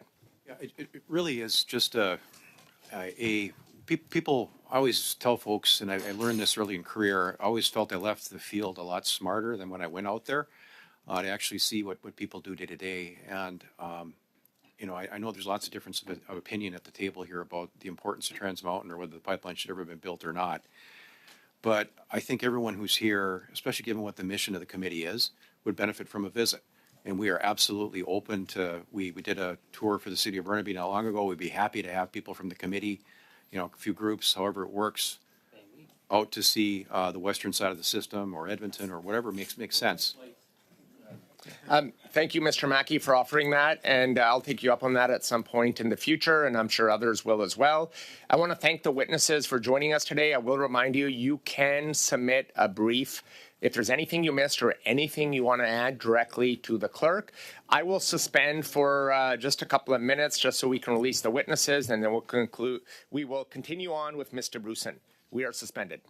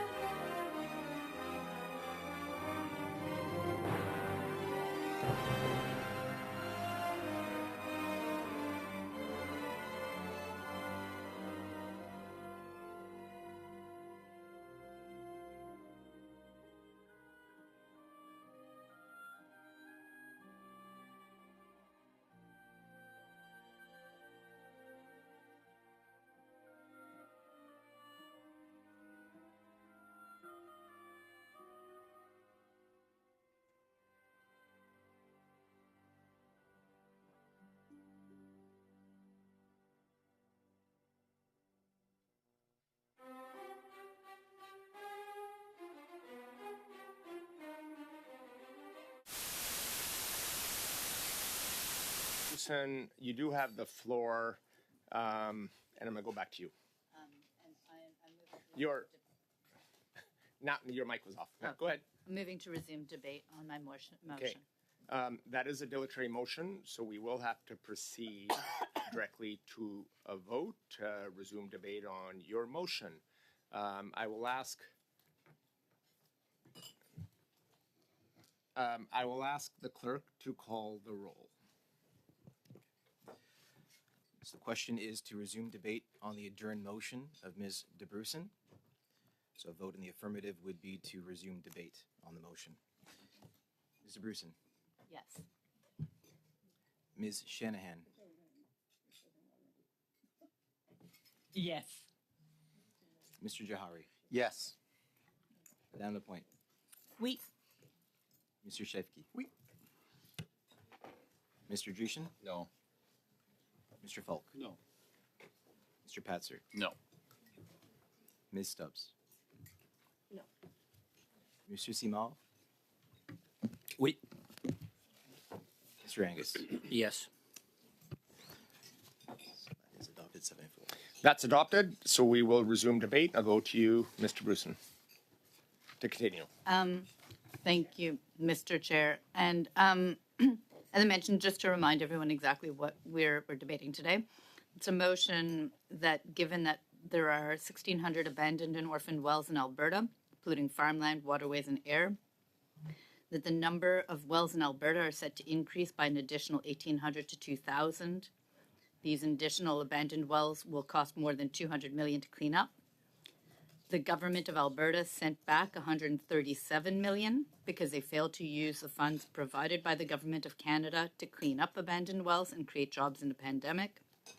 The government of Saskatchewan used their allocated funds in their entirety to clean abandoned wells and create jobs. Companies who abandon wells and fail to pay for their cleanup negatively impact provincial taxpayers and municipalities. Orphaned wells and abandoned wells present an economic opportunity to support energy solutions like geothermal energy. That the Standing Committee of Natural Resources begin a 5-meeting study on the impact of this failure to clean these wells in Alberta, the impacts of the pollution of not cleaning up abandoned and orphaned wells, the costs of cleaning up abandoned and orphaned wells, the regulations to hold companies to account for well cleanup, and the potential opportunities associated with cleaning up abandoned wells, and report its findings to the House of Commons. Mr. Chair, I feel this study is a really important one. It touches on a lot of really important issues that, frankly, we need to take a deeper look at. It includes parts about federal funds and programs that were put in place to deal with this issue and that were not used by the province of Alberta, but they were used in Saskatchewan. It is about what are future energy solutions and opportunities that are presented by these orphan abandoned wells. It's about environmental remediation, and I feel that as we talk about our biodiversity commitments and our commitments to nature, I believe that right across this country, we all share, regardless of political parties, we actually care about nature a lot, and we care about what the lands and waters that are there for our future generations will be like. This is about requiring people to take responsibility, or when I say people, requiring businesses to take responsibility for the damage that they've created, but also the federal government stepped up, and we didn't see this being when we stepped up, we didn't see all of the funds that we put forward being used. So I think this is an important study for all of us, and I'm hoping that the committee will pass it.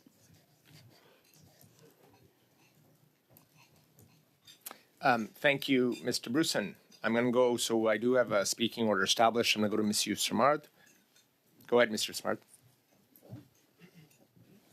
Oui, je suis plutôt d'accord. Yes, I generally agree. I may have minor changes to make to the mover of this, particularly in the final paragraph. I think we may have to remove the direct referral to Alberta. We could talk about the wells in general, and I would also add federal regulation.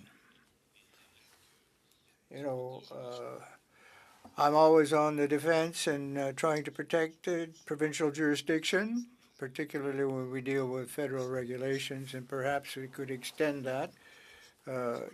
Just a tweaking of the text, and I don't think it disturbs the motion, the intention of the motion. And that's all I'd like to perhaps suggest to my colleague. Was that clear to the clerk? Yes? Very good.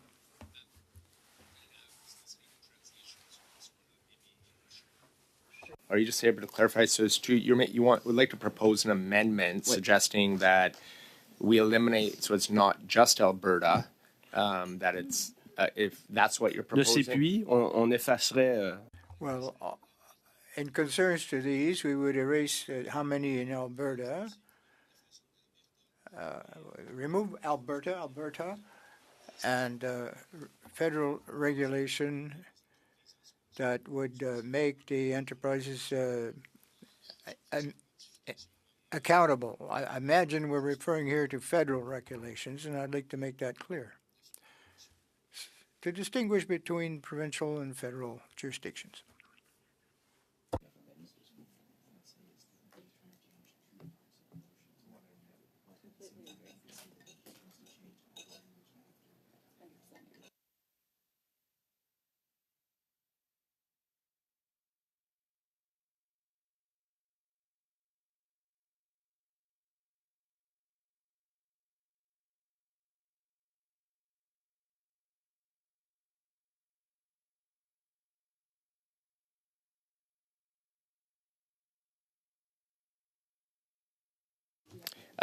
Mr. Smard, I'm just getting clarification just so it's presented properly. And so I'm going to get the clerk to just provide you just clarification and support just so we can get this right.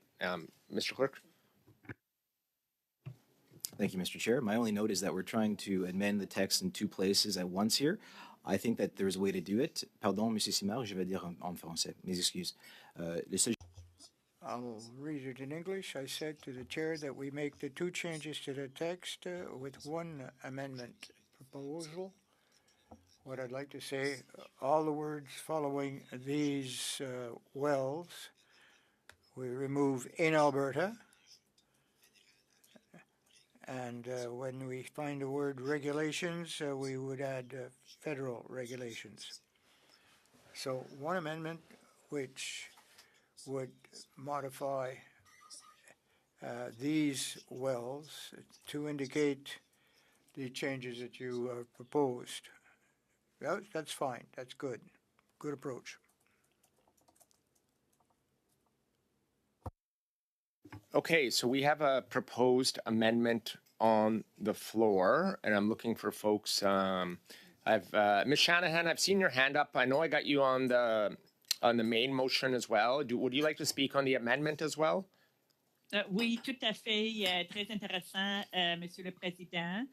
Yes, that's very interesting. The motion that's just the amendment to the motion that's just been proposed by Mr. Simard via the clerk.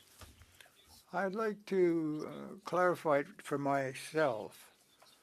The entire flow, it's sure that Alberta is the province in question at the site of the most important number of abandoned wells or orphaned wells. And it's a very important issue for my riding, ecological interest groups would like to see an end to oil and gas completely, of course, but I don't necessarily have to agree with that. But the costs of these rehabilitating or correcting the environment of these abandoned wells, orphaned wells, neglected for quite a while now.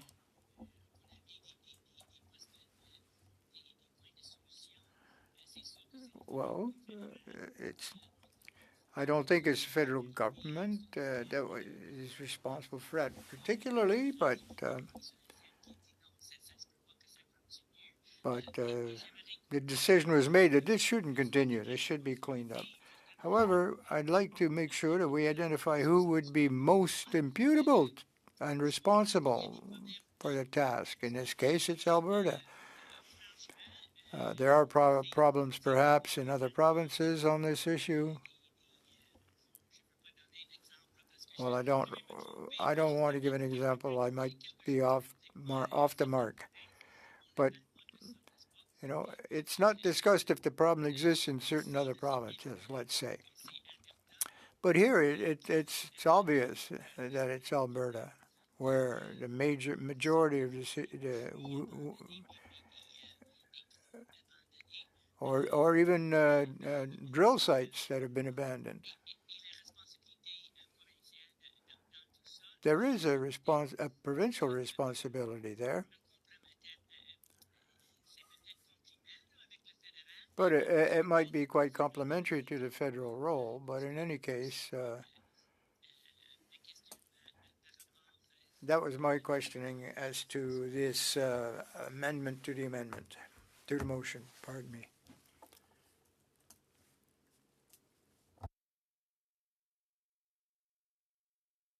Okay, our next speaker on, thank you, Ms. Shanahan. Our next speaker on the amendment is Mr. Angus.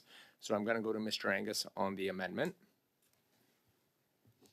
Thank you. I support the amendment because I think it's really important that this issue is framed in terms of the national interest and also our obligations to address the huge liability costs of resource extraction if the companies are not living up to their obligations. I don't see this as a Alberta specific issue. I would rather see this in terms of what have the regions done, the provinces. So if one region has failed, then it gives us a better benchmark. I would remind people that long before Leduc number 1, the first oil well in North America was in Sarnia. Even before the Americans came along, Canada was in Petrolia. So what happened with those wells? Those are fair questions.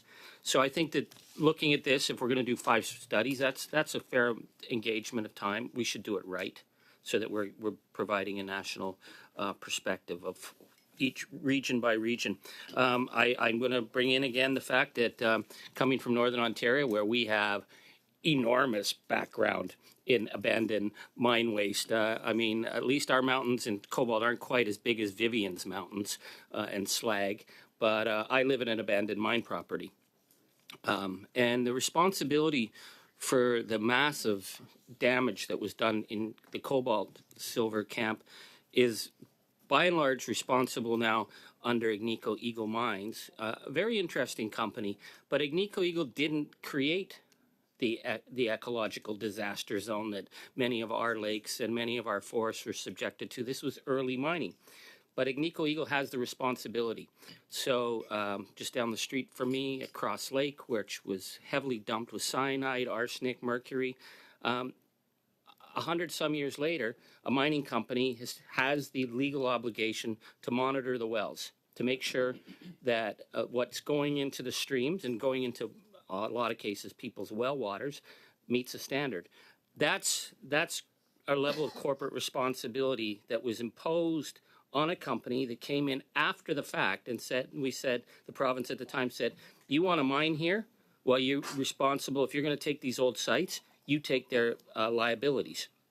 We know that certainly in Northern Ontario, many mining companies and some of the big ones, once they realized that the money wasn't going to be made anymore, they shifted off to junior companies, to shell companies, walked away. We know that happened all the time in oil and gas, so that whoever ended up with the property at the end of the day could go bankrupt, they could change their name, they could be something else the next day. And if the system is set up that nobody is left to pay for that except the taxpayer, that's a serious problem. And it fits under federal jurisdiction in that if the federal government's being asked to pick up the cost of damage that was done by companies who made money, that requires an investigation. That requires us going back to the taxpayer and saying, listen, there's a reason we gave X billion dollars to clean up something that was not our responsibility. And what is that reason? We have to explain that to the public. We also have to shine a light if people who corporately weren't living up to their responsibility, or the Alberta Energy Regulator is not living up to their responsibility of holding those companies. We have to deal with that, because if at the end of the day it comes back to the federal taxpayer, I have to say to people in Northern Ontario, this is why we're paying out for damages in Alberta now. Many people in Northern Ontario, we have lots of close relations in Alberta. Many of our people worked in Alberta and vice versa. They come and work in our area. But the last thing they want to do is pay for someone else's damage. That's a reasonable thing. So we have to be able to say, we're going to study this, being able to get answers. And to that, I want to know that we're also going to look at the methane cost, because the majority of methane leaks now we're identifying are coming from abandoned wells. So these are ecological carbon bombs that affect us and our global commitments. And these are carbon bombs that can be fixed, but someone's going to have to pay for it. So I think we should have the methane frame and what's being done. We know that a lot of the federal money during COVID was put on methane, and we didn't get a real clear answer how much of it went and actually did the job. But I think everyone agrees at the end of the day, if you've got an abandoned well in your field, the last thing you want it to be having is leaking methane, and someone needs to come and fix that. So I think this is a very reasonable study. The one thing I want to get an assurance of is that it's not going to bump the final work that we're doing on TMX, because I believe we have how many ministers still, and they haven't appeared yet. I don't want them to be bumped down the list. I'd rather that this works in with our other work. So I support the amendment and the main motion, and I'm ready to. Okay, thank you, Mr. Angus. I'm going to go to Mr. Bruson, and then I'm going to go to Ms. Stubbs. I have you on the amendment. Mr. Bruson, go ahead on the amendment. I appreciate everything that Mr. Angus added into it. I was just telling him I recently watched a documentary about his community. I think it was called Bloom. He can correct me if I got that wrong. Really interesting about the history of his community. So I appreciate that. I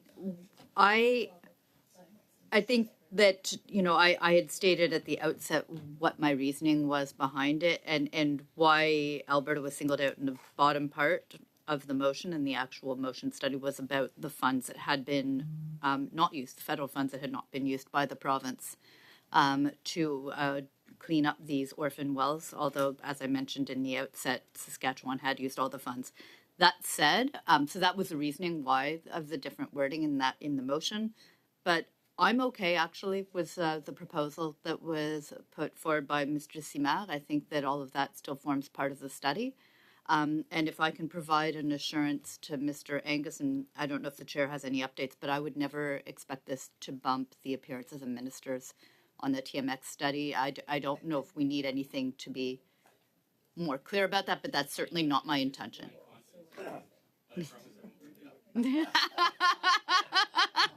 Well, there you go. Anyway, that is not at all the intention of this motion, and it can be paced around that after that, however that might be. Okay, thank you, Mr. Bruson. Good. Okay, we're going to go to Ms. Stubbs on the amendment. Go ahead, Ms. Stubbs. Thank you, Chair. Appreciate that. Thank you, colleagues, for raising this important issue. Of course, I support the intent and the point behind the amendment that Monsieur Simard has proposed. I would, of course, just note curiously that in 2020, I and Conservatives proposed a private member's bill called the Environmental Restoration Incentive Act, which was explicitly designed to create a time-limited sunset clause tax credit to allow for flow-through share provisions for small and medium-sized operators producing 100,000 barrels or less, deliberately not the big companies. Because one of the problems that, of course, is facing those companies is the inability to access capital in order to meet those commitments as a result of the Redwater decision. In 2020, my bill did not get past second reading. It was supported by members of the Bloc, by members of the NDP, and by members of the Greens. The Liberals, of course, rejected it and defeated it completely. So there's a lot of context here in which this issue is being framed that isn't quite accurate, but certainly as an Albertan who lives in and represents riding that is driven by agriculture as well as natural gas, heavy oil, oil sands, conventional oil development. These are all issues that matter deeply to Albertans. These are issues that Albertans will hold the Alberta government to account on, as they should. I would also note for colleagues here, of course, it was the former Conservative government under Prime Minister Stephen Harper who implemented into law the concept of the polluter's pay principle.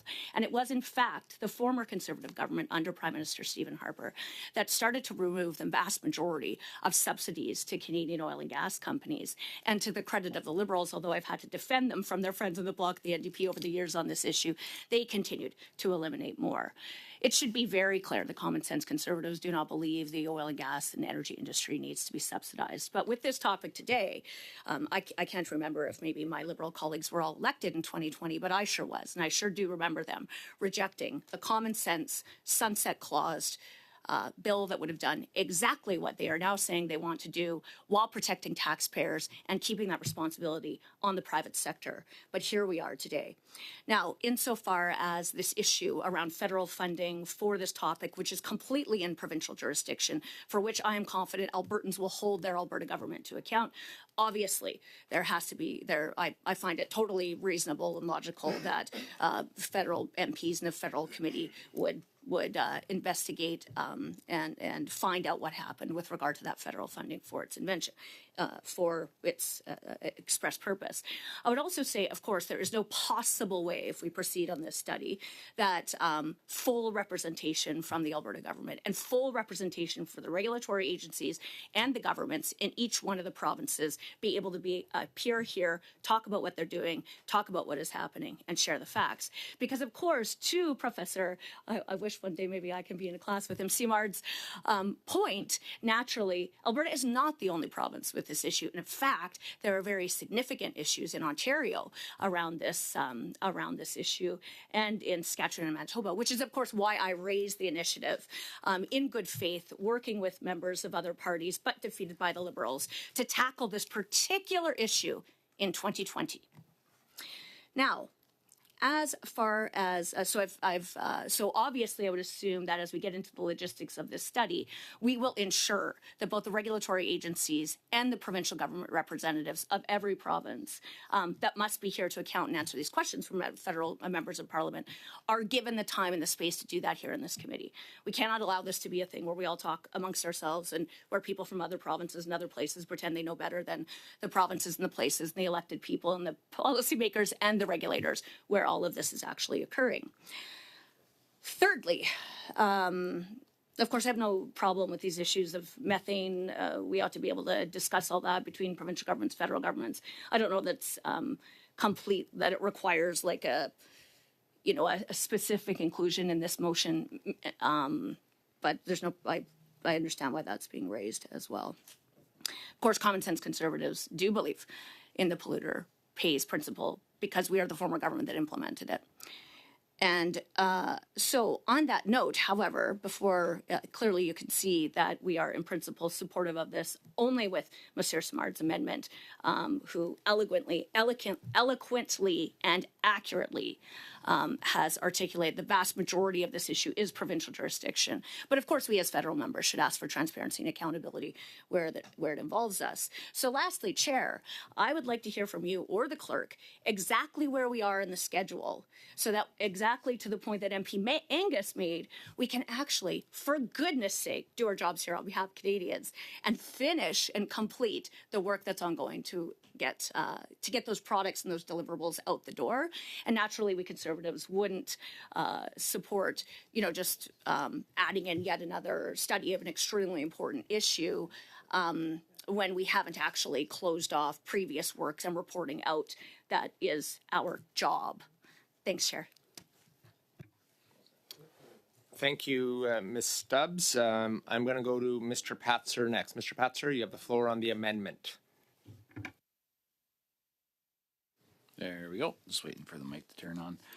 Thank you very much. And thanks, Shannon, for saying it so eloquently, and even just from my other colleagues around the table who have talked about provincial jurisdiction and the need to respect that and the role that provinces have to play when it comes to natural resources. I do find it quite quite alarming that there seems to be a lack of awareness from the government side on this and the importance that the way our federalism is supposed to work. But they seem to like the top-down approach anyway. So, Mr.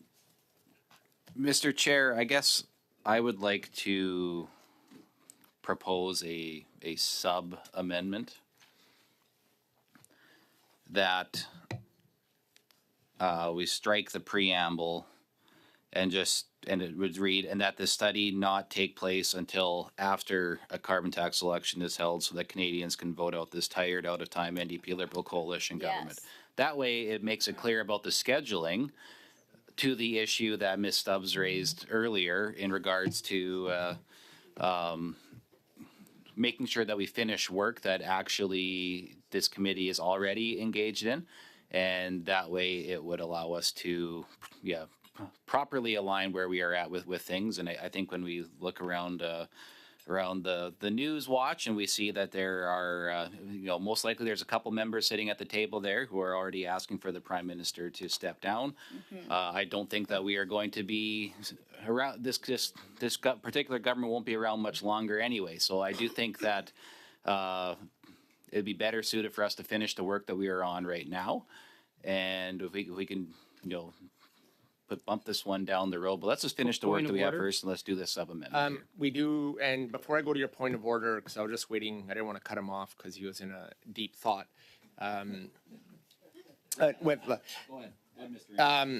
I'm gonna just, before I go to your point of order, just one sec, because I was just about to tell you your, and this might address his point of order, your sub-amendment is inadmissible because it doesn't deal with the body of the amendment. It deals with the preamble, as you've stated, the title, so it is inadmissible. So I just want to let you reflect on that for a moment. I'm going to go to Mr. Angus on a point of order. Thank you. I would have said it was inadmissible on two other points. One is we are on an amendment. We have to vote on the amendment before we can do a sub-amendment. But secondly, as much as I appreciate my honorable colleague deciding to do the high stick as he went by on the ice, and hey, fair play. I've done that many times. You cannot tie the hands of committee future work in a future parliament. So he knows that. But anyways, can we get this thing? I'd love to get this done before 1. Okay, thank you. I think I've clarified for Mr. Patzer. No, Chair, we need to hear the schedule. Yes. As I asked, probably before we can continue with this debate. I'll get back to you in a moment on that, Ms. Tubbs, but it's material to members' conclusions. Sure. Before we, I'm going to go back to you, Mr. Patzer, then I have Mr. Drisha next, and I'll confer with the clerk on that momentarily. Go ahead. Yeah, thank you. Sure. And I have had my front teeth knocked out by a high stick before, Charlie. So that wasn't you. No, it was friendly fire. Actually, is what it was. So it's true. So it has happened, but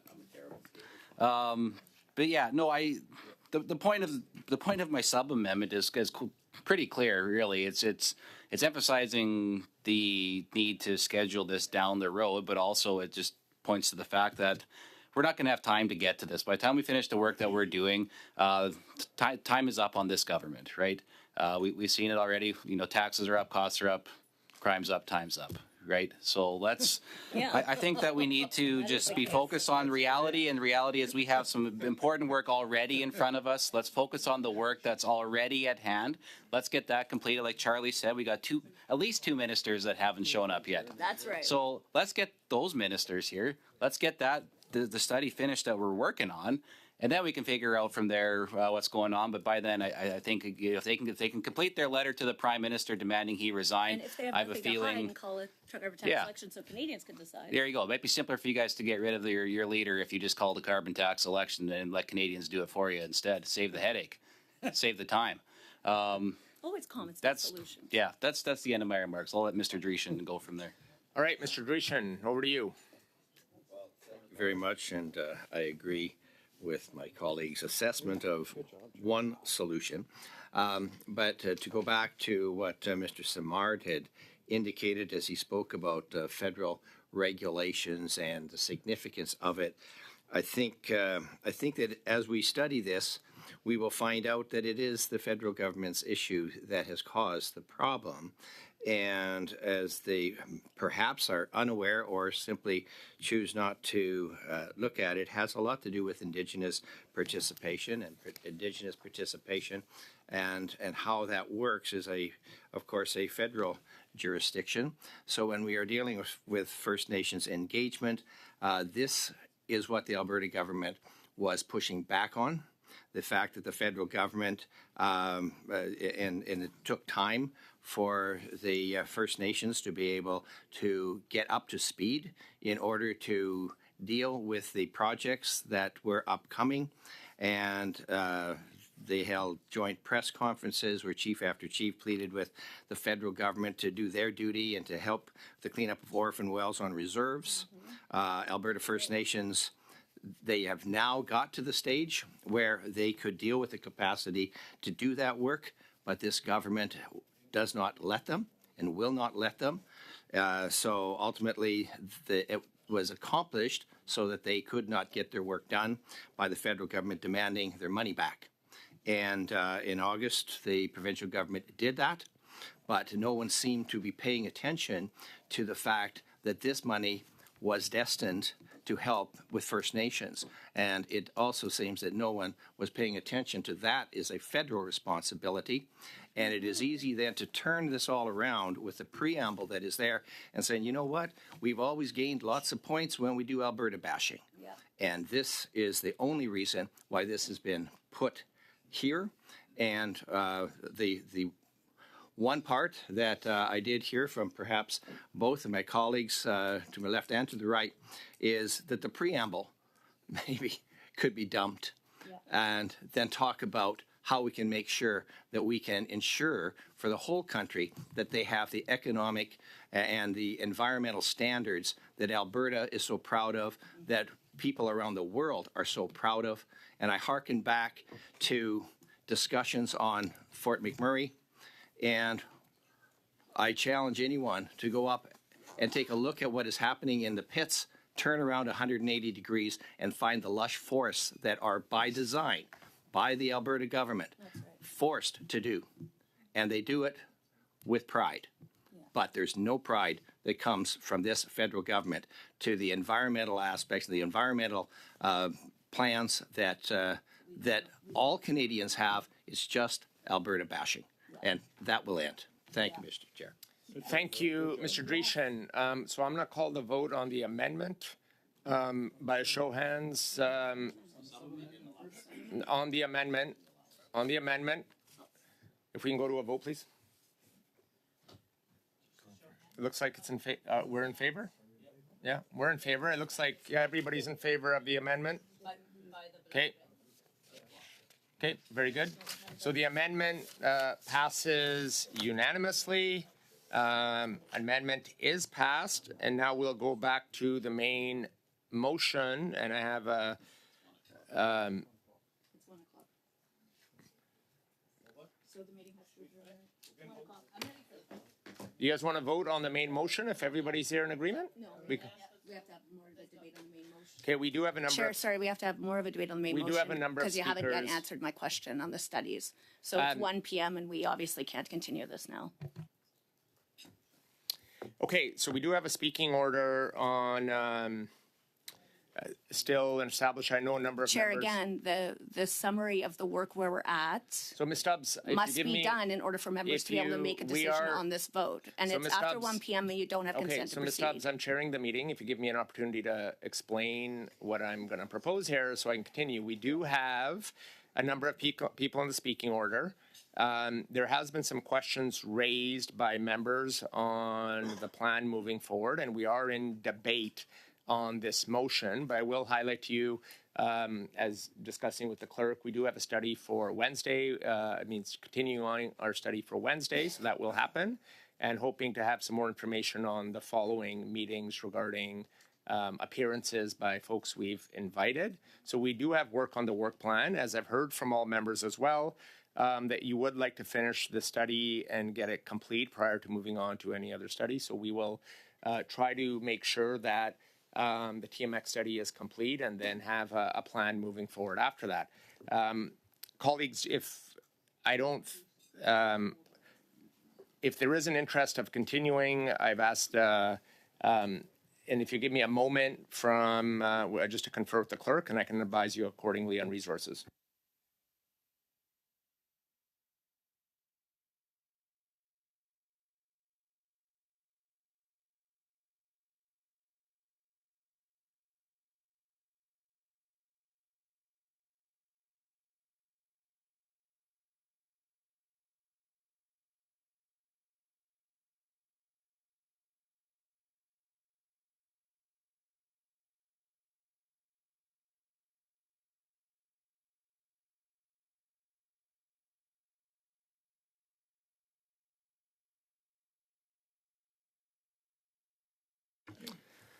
So look, we are waiting for an update on resources if we still have it. It might take a minute or two. We can continue for a few more minutes until we get that confirmation. I'll leave it up to colleagues to decide. I'm going to go to the next person on the But Chair and Clerk, my understanding is you need unanimous consent to proceed with the meeting past 1 p.m. and you don't have it. No, we actually do not. I'm going to go to the speaking order. Mr. Angus, you are next on the speaking order on the main, and then it's Ms. Stubbs after that. So I will go to you, and you can just continue. Well, thank you. I'm ready to vote. I think the issue of a preamble, people can debate the preamble all they want. That can be the focus for what people debate during the hearings. I appreciate knowing that this isn't going to interrupt the finishing off of our present study, and we have the other study that we have to work in. But this would allow us to start bringing in new witnesses, so I'm ready to. Okay, I'm going to go to, thank you, Mr. Angus. I'm going to go to Ms. Stubbs.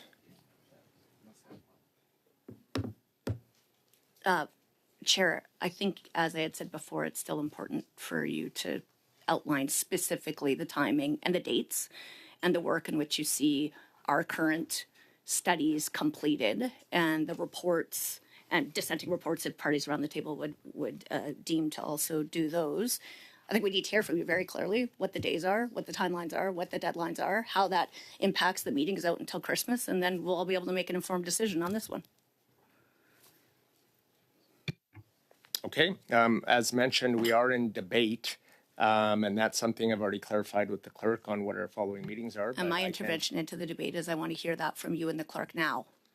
I've just stated that previously, Ms. Stubbs, but with we are dates, in debate. right? We are in With dates. debate on this Right, with motion. dates, though, Point of mapped order, out Chair. for the meetings until Christmas. That's what I'm Mr. asking, Patzer, Chair. one at a time.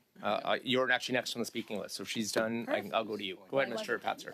She's actually not done. This is a point of order, Mr. Chair. You only offered for what our next meeting is. We're looking to know what the schedule is, what is built out. Clearly, you operate on a schedule and not just by the seat of your pants here. Right.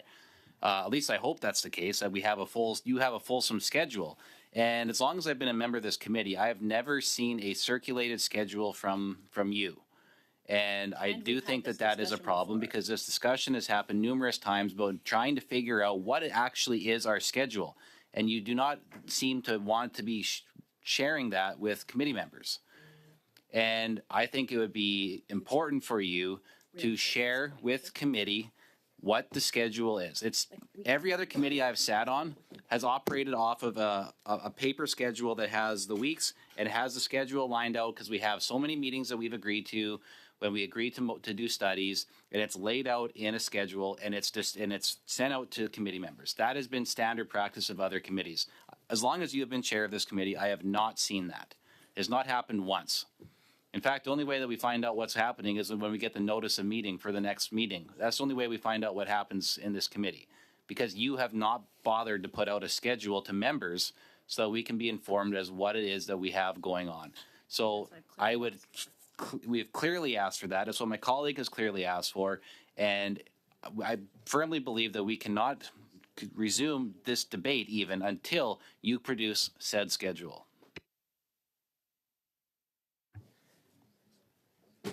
Thank you, Mr. Patzer, for your debate on that. As mentioned, we have a point of order by Mr. Dreeshen. Go ahead. It was clearly stated by Mr. Patzer that it was a point of order, and you have just said that for his debate. So my question is he continuing with that point of order, or have you deemed that he is finished, that was debate that he had engaged in? So originally I had, after Ms. Stubbs, I had Mr. Patzer on a point of order. She had completed, she had gone to him. He had started, but then he did in his debate say that. So I'm not sure, because he was debating the whole time, Mr. Mr. Chair, Mr. Chair. So I'm going to go to you. He said I said point of order, and I was on a point of order because Mrs. Stubbs actually is not finished her Okay, so main. look, I was just participating. okay, so Yes, Miss, and you went to me on a point of order. so your point of order, thank you for your point of order. As previously mentioned, that we have provided information. We are in the middle of a debate on a motion. We're not going to discuss committee business during that time because we are debating this motion. I have clarified what the following meetings, what's happening at the following meetings, this study, as mentioned, and it's not written in this motion that it would take precedence over anything else that's supported by the committee when it comes to studies. Point of order, Chair. On your point of order. We're talking about committee business right now. The whole point of this motion is committee business. That's what this pertains to. So where is the schedule? You only said for Wednesday. You only said for this week, for our next meeting. You have not produced a schedule to the members of this committee to let us know what our next meetings for the next, until the next break week is. Okay? Mr. Patzer, thank you on your point of order. We can't make a determination until I have heard you do that. your point of order. I've heard your point of order, and I'm going to go to. I don't think you have. Thank you, Chair. I believe since I'd raised the issue of the three ministers coming, that getting dates is always something that has to be negotiated with the ministerial departments. As long as I have an understanding that the ministers are coming, I will slot them in wherever I think we can carry on with the work. I trust you as chair. You've done a very good job in terms of keeping this committee going, and I know that sometimes if a witness doesn't come or something falls through, it's always good to have something we can back up. That's why I'm interested in starting another study. So I think you provide us with as much information as you can. I'd like to get to a vote, and so we can move. Order. I know I have Ms. Shanahan on a point of order who's been waiting patiently, and thank you for not interrupting, Ms. Shanahan.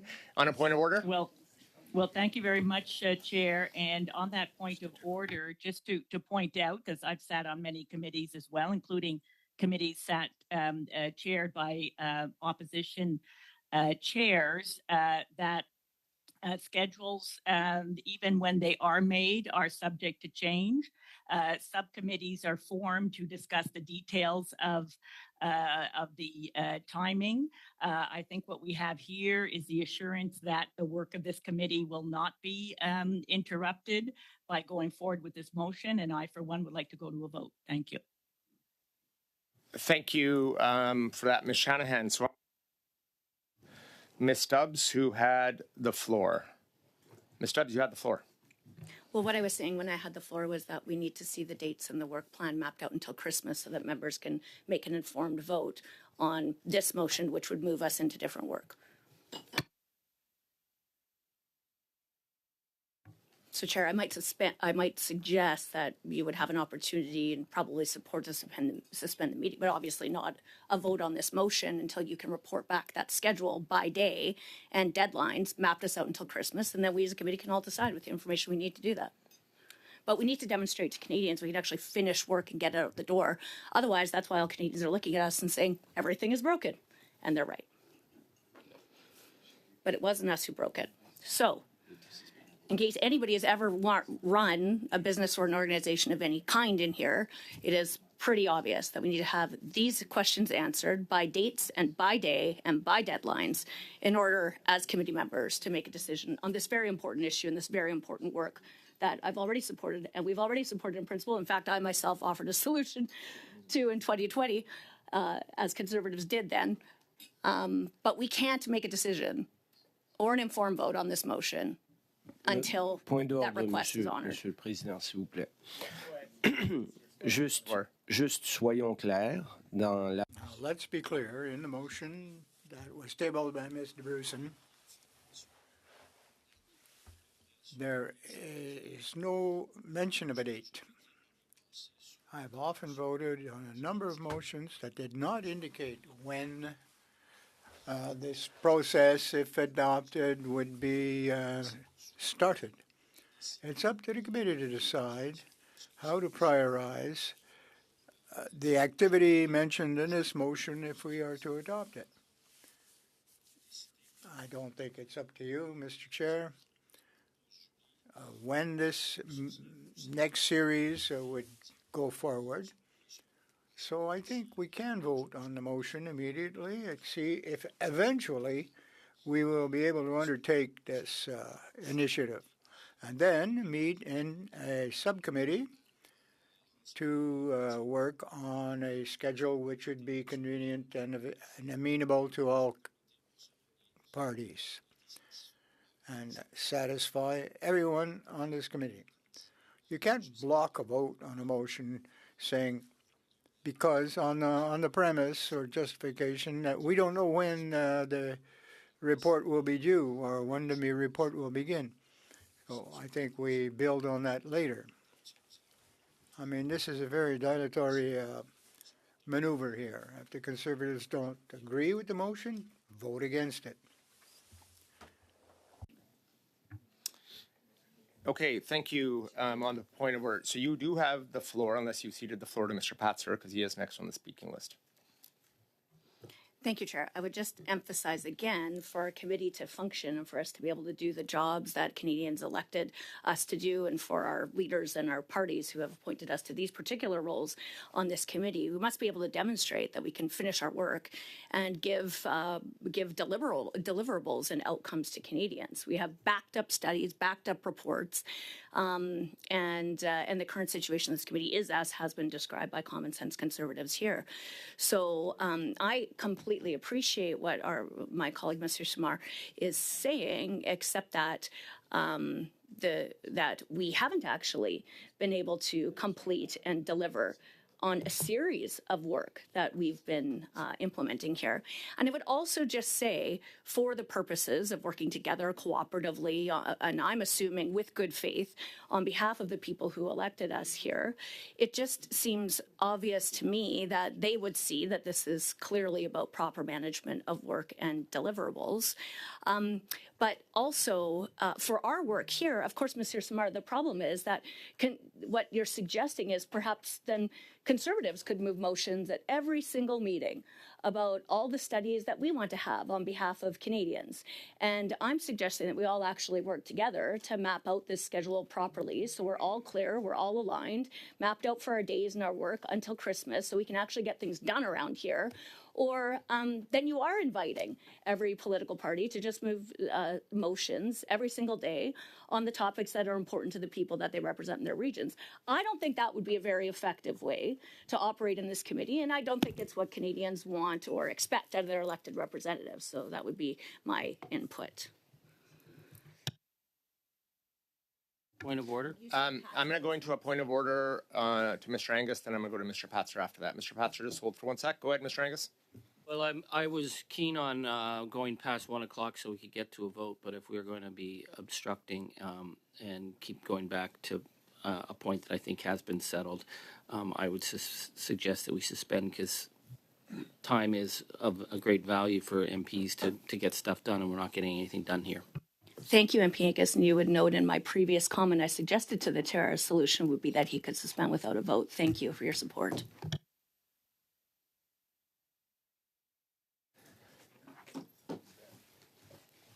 Thank you for your point of order, Mr. Angus. We are engaged in debate, and I appreciate you providing that on a point of order. The floor as to Mr. Patzer, and he can move a motion as members are allowed to do at any point in time when they do have the floor, but I will confer as well with the clerk in the meantime because Mr. Patzer does have the floor. So go ahead, Mr. Patzer. The floor is to you. Are you suggesting, Chair, that you want me to move a motion to suspend the meeting? I'm not suggesting anything. Sorry, just clarify that because you were responding to me, but then you mentioned Mr. Patzer. So you're saying that as Mr. Patzer has the floor, he can vote to adjourn? Well, Mr. Patzer does have the floor, okay. And Ms. Stubbs is complete with her debate. It goes to Mr. Patzer next. You were bringing up on a point of order, so you cannot move Well, or no, a motion on a point I of was order. just clarifying. So for Mr. Patzer, he does, as having the floor, he could vote to adjourn the debate, and we could bring it back at the next meeting. Not adjourn.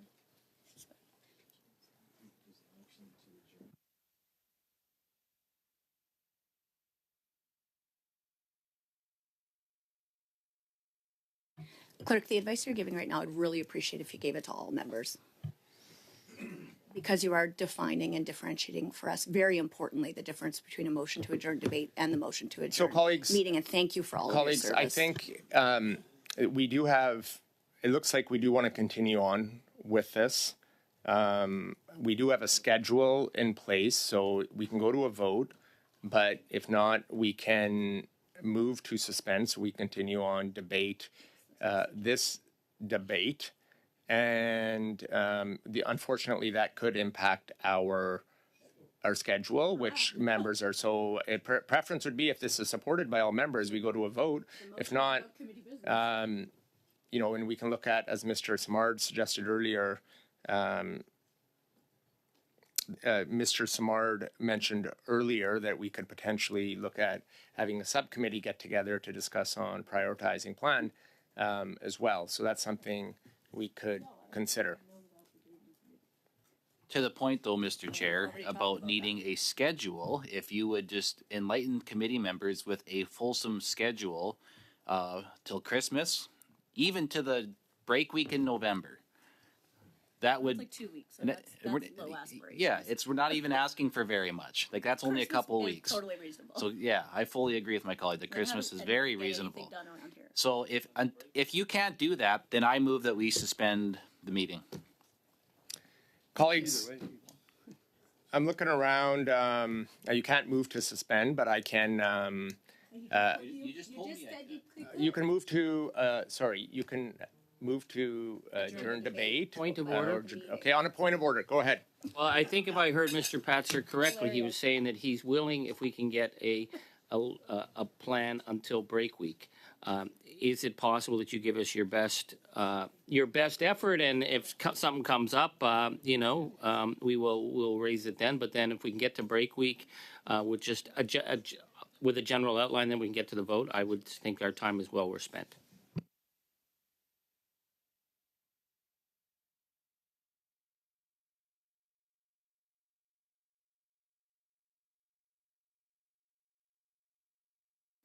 Okay, colleagues, we'll get back. We will adjourn the meeting for today, and because we have an express interest to make sure we complete our TMX study, so we will adjourn the meeting for today. And we can, I know like previously, we resumed debate on a motion. We can look at doing that at the will of committee. So thank you, colleagues, for your time and working together on this important study, and the study is moving forward. So I will adjourn.